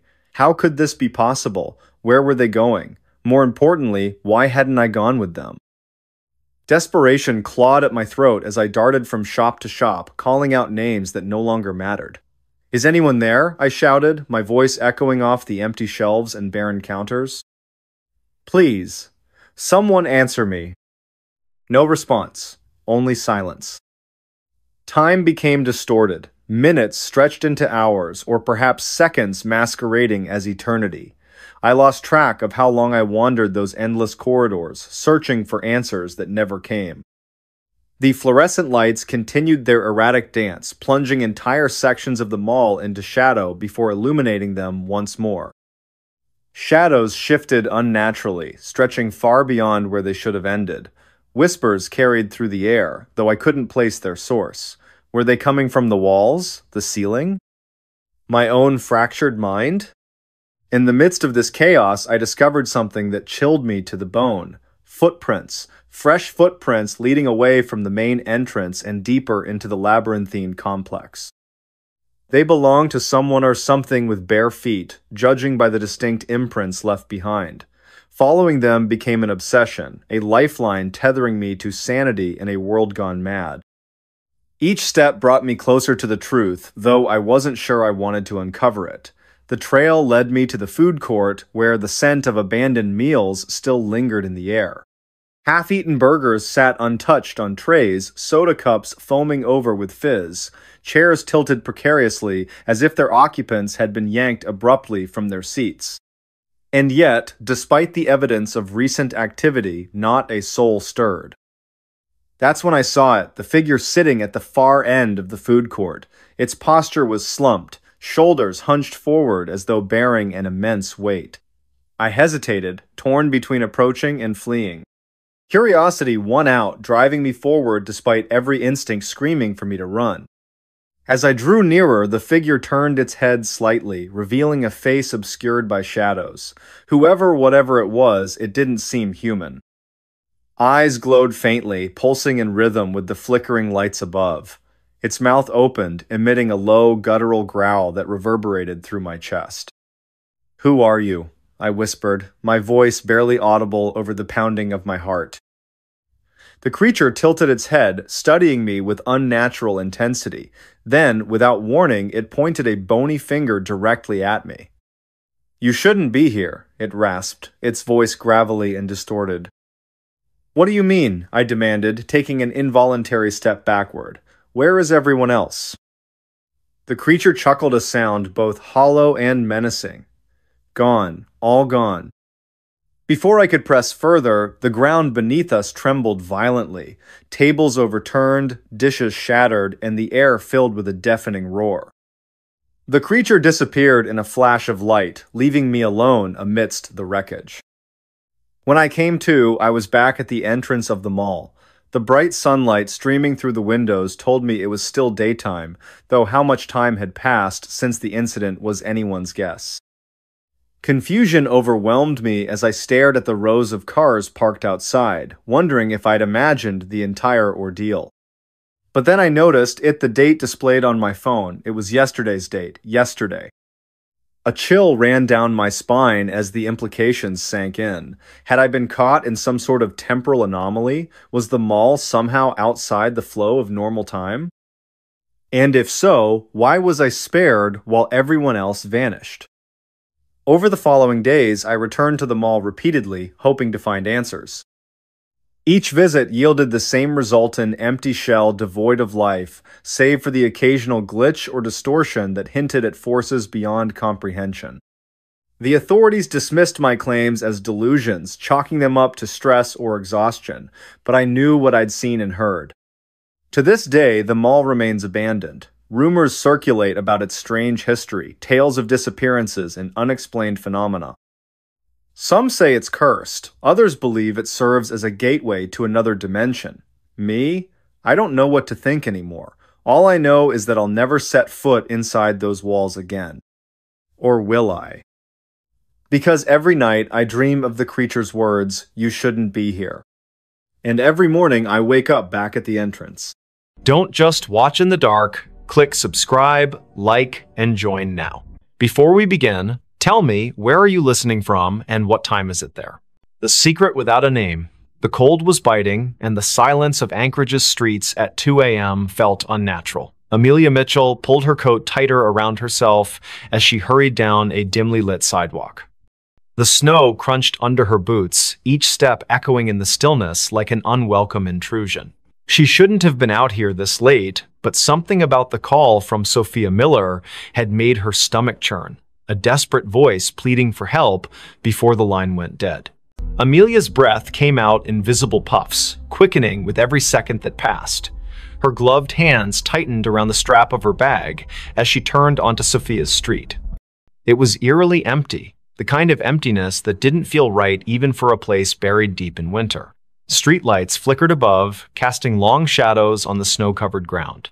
The houses here were mostly dark, their windows staring blankly into the night, except for one, a faint light glowed behind closed curtains at the end of the block.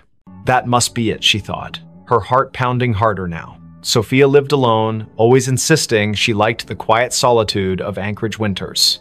But tonight, there was no answer when Amelia knocked on the door. She tried again, louder this time, her knuckles rapping against the wood with urgency. "Sophia? Are you there?" Only silence greeted her, broken only by the distant hum of power lines swaying in the wind. She reached for her phone to call again, but just as her thumb hovered over the screen, she heard a faint creak from inside the house. It wasn't enough to dismiss as settling wood, it carried weight, purpose. Amelia hesitated, then pressed her ear closer to the door. Another sound followed, softer but unmistakable, shuffling footsteps, moving away from where she stood. "Sophia?" she called again, her voice trembling. No response. Just the oppressive silence pressing back against her words. Then, without warning, the doorknob began to turn slowly. So slowly, it seemed deliberate. Amelia stumbled backward, nearly slipping on the icy steps leading up to the porch. Her pulse roared in her ears as the door swung open wide, revealing nothing but darkness beyond. There was no one there, not immediately anyway. But as Amelia forced herself to peer inside, she noticed something odd, a trail of wet footprints leading further into the house. They weren't hers. They couldn't be. She hadn't stepped inside yet. And they weren't fresh either, not entirely. Some parts of the prints gleamed with melted snow, while others looked older, partially dried and smeared as if someone or something had walked through days ago but left traces that refused to fade. Against her better judgment, Amelia stepped inside. The warmth of the house hit her instantly, though it brought little comfort. Something about the air felt wrong, stale, heavy, as if it hadn't circulated properly in weeks. She glanced around the living room, taking in the familiar clutter of books and photographs scattered across shelves. Everything seemed normal, until she saw the photo frame lying face down on the coffee table. She picked it up cautiously, turning it over. It was a picture of Sophia smiling brightly next to Jackson Cole, her boyfriend or ex-boyfriend, depending on who you asked. Their faces were scratched out violently, gouges cutting through the glass like angry scars. A chill ran down Amelia's spine. This wasn't random vandalism. Someone had done this deliberately, methodically. Before she could process what it meant, another noise caught her attention, a low scraping coming from somewhere deeper in the house. It sounded like nails being dragged along a hard surface, slow and rhythmic, punctuated by pauses that somehow felt more menacing than the sound itself. Amelia swallowed hard, clutching her phone tightly in her hand. She considered calling the police, but what would she say? That she broke into her friend's house because of some creepy noises? They'd think she was crazy. Instead, she moved cautiously toward the hallway, following the sound despite every instinct screaming at her to leave. The hallway was narrow, lined with family portraits that seemed to watch her as she passed. Each frame held a face frozen in time, eyes staring ahead as if waiting for something. At the far end, a door stood slightly ajar, light spilling out from within. The scraping grew louder, closer, and Amelia realized it was coming from behind that door. Her palms were slick with sweat beneath her gloves as she pushed it open just enough to peek inside. What she saw stopped her dead in her tracks. The room was small, cluttered with boxes stacked haphazardly against the walls. In the center sat a chair, and on the chair was Sophia, or at least what remained of her. Her body slumped forward unnaturally, head hanging limp as if her neck couldn't support its weight anymore. Blood pooled beneath the chair, dark and congealed, staining the hardwood floor. But the worst part was her face, or rather, the absence of it. Where Sophia's features should have been, there was only smooth, featureless skin stretched taut over bone. Amelia gagged, stumbling backward as bile rose in her throat. She wanted to scream, to run, but her legs wouldn't obey. Instead, she froze, transfixed by the sight before her. And then, from somewhere behind her, a voice spoke softly, almost kindly. "You shouldn't have come." She spun around, heart hammering wildly, but there was no one there. The hallway was empty, the portraits still staring silently ahead. Yet the voice lingered in her mind, repeating the same phrase over and over. "You shouldn't have come. You shouldn't have come."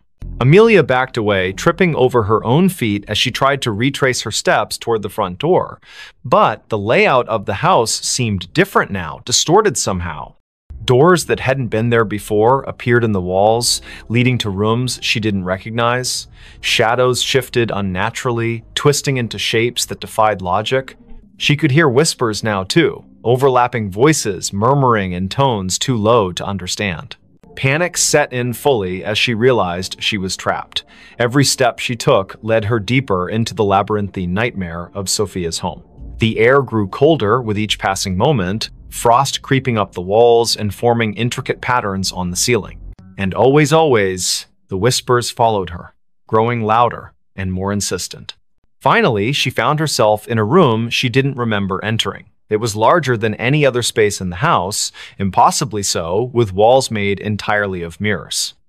Each reflection showed a version of herself, but none of them matched the person standing in the center of the room.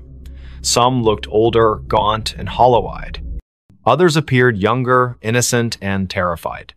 One reflection wasn't even human. It was a twisted, monstrous figure with elongated limbs and a mouth full of jagged teeth.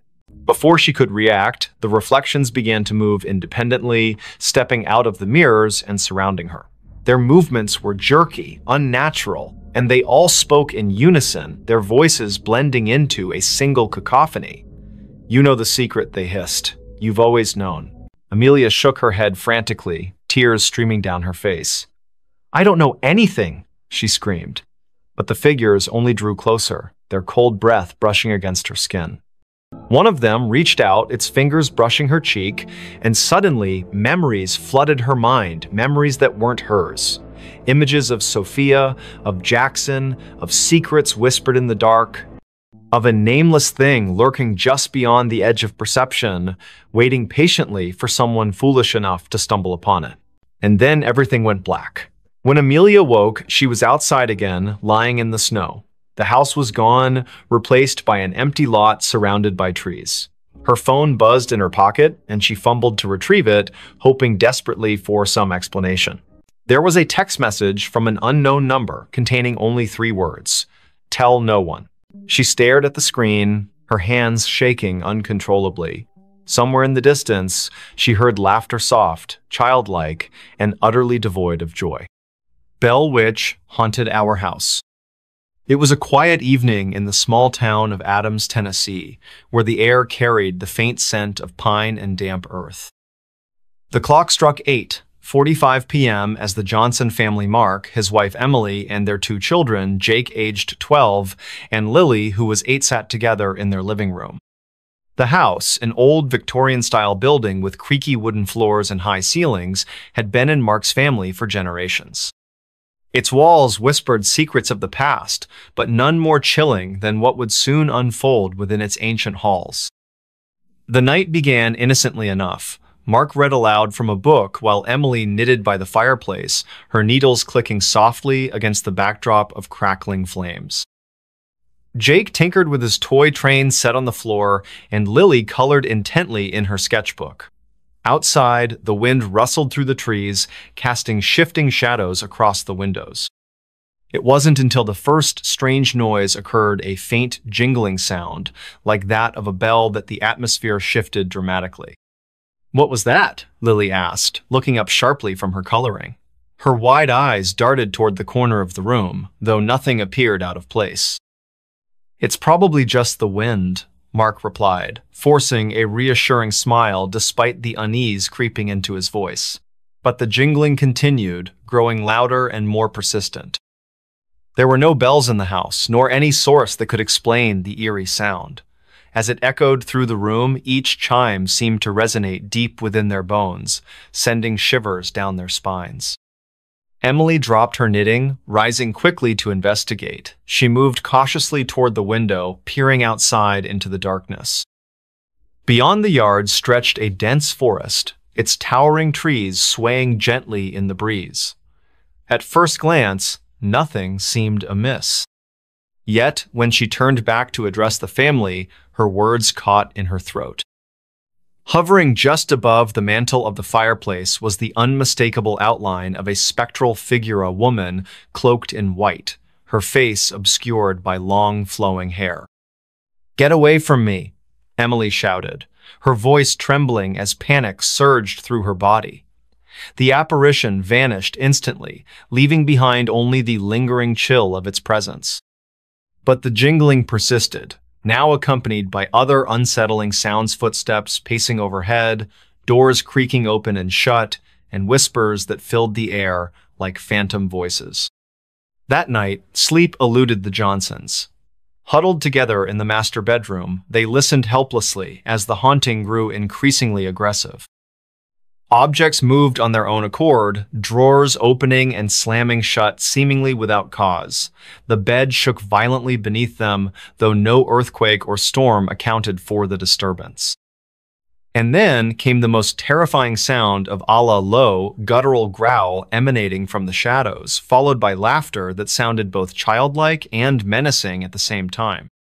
Days passed, each one bringing new horrors. The family documented every incident, hoping to find some rational explanation for what plagued them.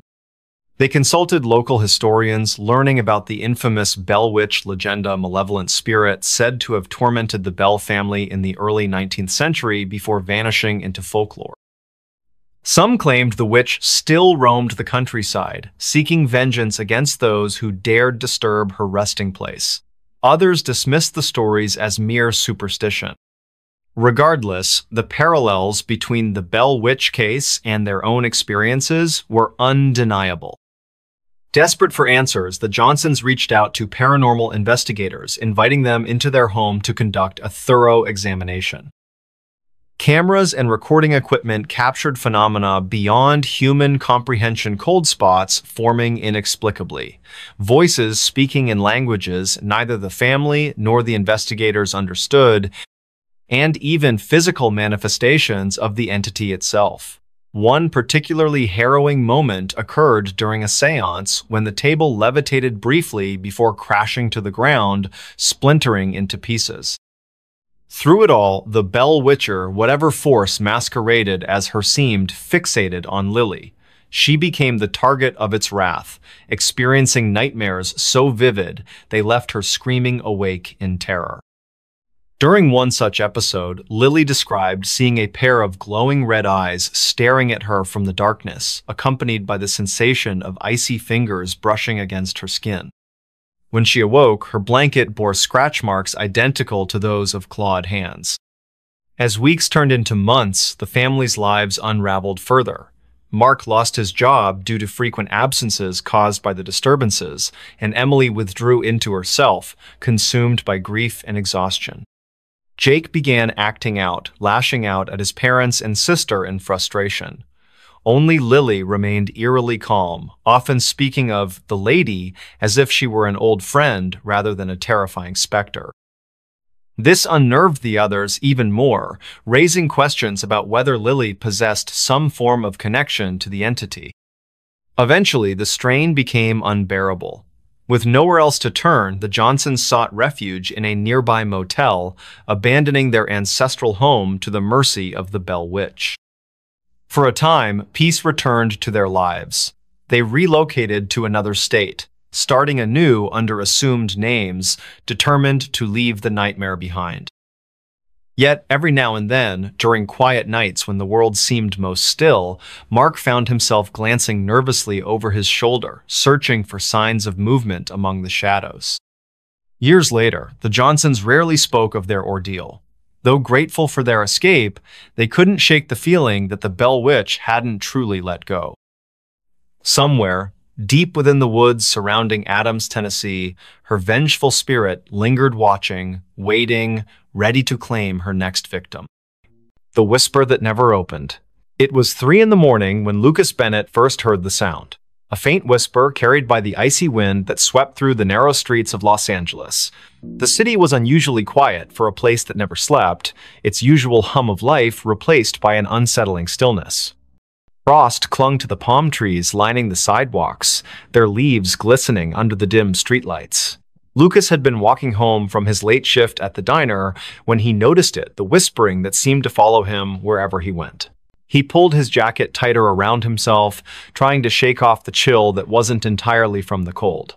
The whisper grew louder as he passed an alleyway between 2 old brick buildings. It sounded like words, but nothing coherent, just fragments of syllables that danced at the edge of understanding. His pace quickened, boots crunching against the frost-covered pavement. He told himself it was just the wind playing tricks on him. But deep down, he knew better. Olivia Turner lived in apartment 3B of the building where Lucas rented his studio. She had moved in 6 months ago, and they had exchanged polite greetings in the hallway occasionally. But tonight, when Lucas finally reached his floor, he found her standing outside her door, her face pale and drawn. Her hands trembled as she fumbled with her keys, dropping them twice before managing to unlock the door. Something about her demeanor made Lucas pause. "Everything okay?" he asked, his voice softer than intended. Olivia glanced at him, her eyes wide with something he couldn't quite place. Fear? Exhaustion? Both? She hesitated before answering, I keep hearing things." Her voice cracked slightly. Voices. Whispers. I thought maybe it was just my imagination. She trailed off, looking past him into the dark hallway. Lucas felt a chill run down his spine. He had heard those whispers too. Without thinking, he said, "Me too. Tonight. Outside." Olivia's expression shifted from fear to something closer to relief, though her hands still shook. "Come in." she said quietly, stepping aside. The warmth of her apartment enveloped him immediately, but it did little to ease the tension coiling in his chest. Inside, the room was small but cozy, decorated with mismatched furniture and soft lighting. A half-empty mug of tea sat cooling on the coffee table beside an open book. Olivia gestured for him to sit while she poured herself another cup. "Do you want some?" she asked, holding up the teapot.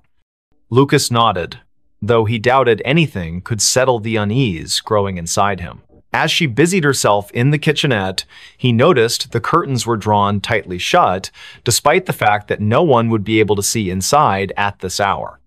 The windows themselves seemed almost deliberately avoided. So Olivia began after handing him a steaming mug. "You heard them too, the whispers." It wasn't a question. Lucas took a sip of the tea. It tasted bitter, but he didn't complain. "Yeah, out there. They followed me all the way back here." He set the mug down carefully. "What about you? When did you start hearing them?" Olivia wrapped her fingers around her own mug, staring into its depths as if searching for answers. "A week ago. At first, I thought it was just stress or lack of sleep. You know how it is, working long hours, trying to make ends meet. But then it got worse." She looked up at him, her gaze piercing. "They started coming closer, louder, like they were right behind me, even when I was alone in my apartment." Lucas swallowed hard. "Did you tell anyone? Call someone?" Olivia shook her head. "Who would believe me? My friends think I'm overreacting. My landlord thinks I'm making excuses to get out of paying rent next month." She let out a humorless laugh. "And honestly, who can blame them? If I hadn't heard it myself tonight, I might not have believed me either." The silence that followed was heavy, broken only by the distant hum of traffic far below. Lucas glanced toward the window, where shadows flickered faintly against the drawn curtains. Was it his imagination, or did the air feel colder now? He turned back to Olivia. "There has to be an explanation. Maybe it's some kind of electrical interference, or, I don't know, plumbing noise?" Even as he said it, the words sounded hollow. Neither of them believed it. Olivia leaned forward, lowering her voice. "There's something else. Last night, I saw someone or something standing outside my window. Just a figure, barely visible through the frost. It didn't move, just stood there, watching." Her breath hitched. "When I went to check, there was no one there. No footprints, nothing. But the feeling, it stayed with me, like I wasn't alone anymore." Lucas felt a knot tighten in his stomach. He wanted to dismiss her story as paranoia, but the memory of the whispers he'd heard earlier lingered vividly in his mind. "Have you tried leaving? Going somewhere else for a few days?" She shook her head again. "I can't afford to leave. And besides," she hesitated, glancing toward the window once more, "it feels like it's following me. Wherever I go, whatever I do, it's always there, waiting." The weight of her words settled over them like a suffocating blanket. Lucas finished his tea, setting the empty mug aside. "We should figure this out together," he said finally. "Whatever it is, if it's real, we'll find a way to stop it." Olivia gave him a small, grateful smile, but her eyes remained haunted. Over the next hour, they talked about everything they could remember: the timing of the whispers, any patterns or triggers, whether they had noticed anything unusual in their daily routines. The conversation helped distract them temporarily, but neither could shake the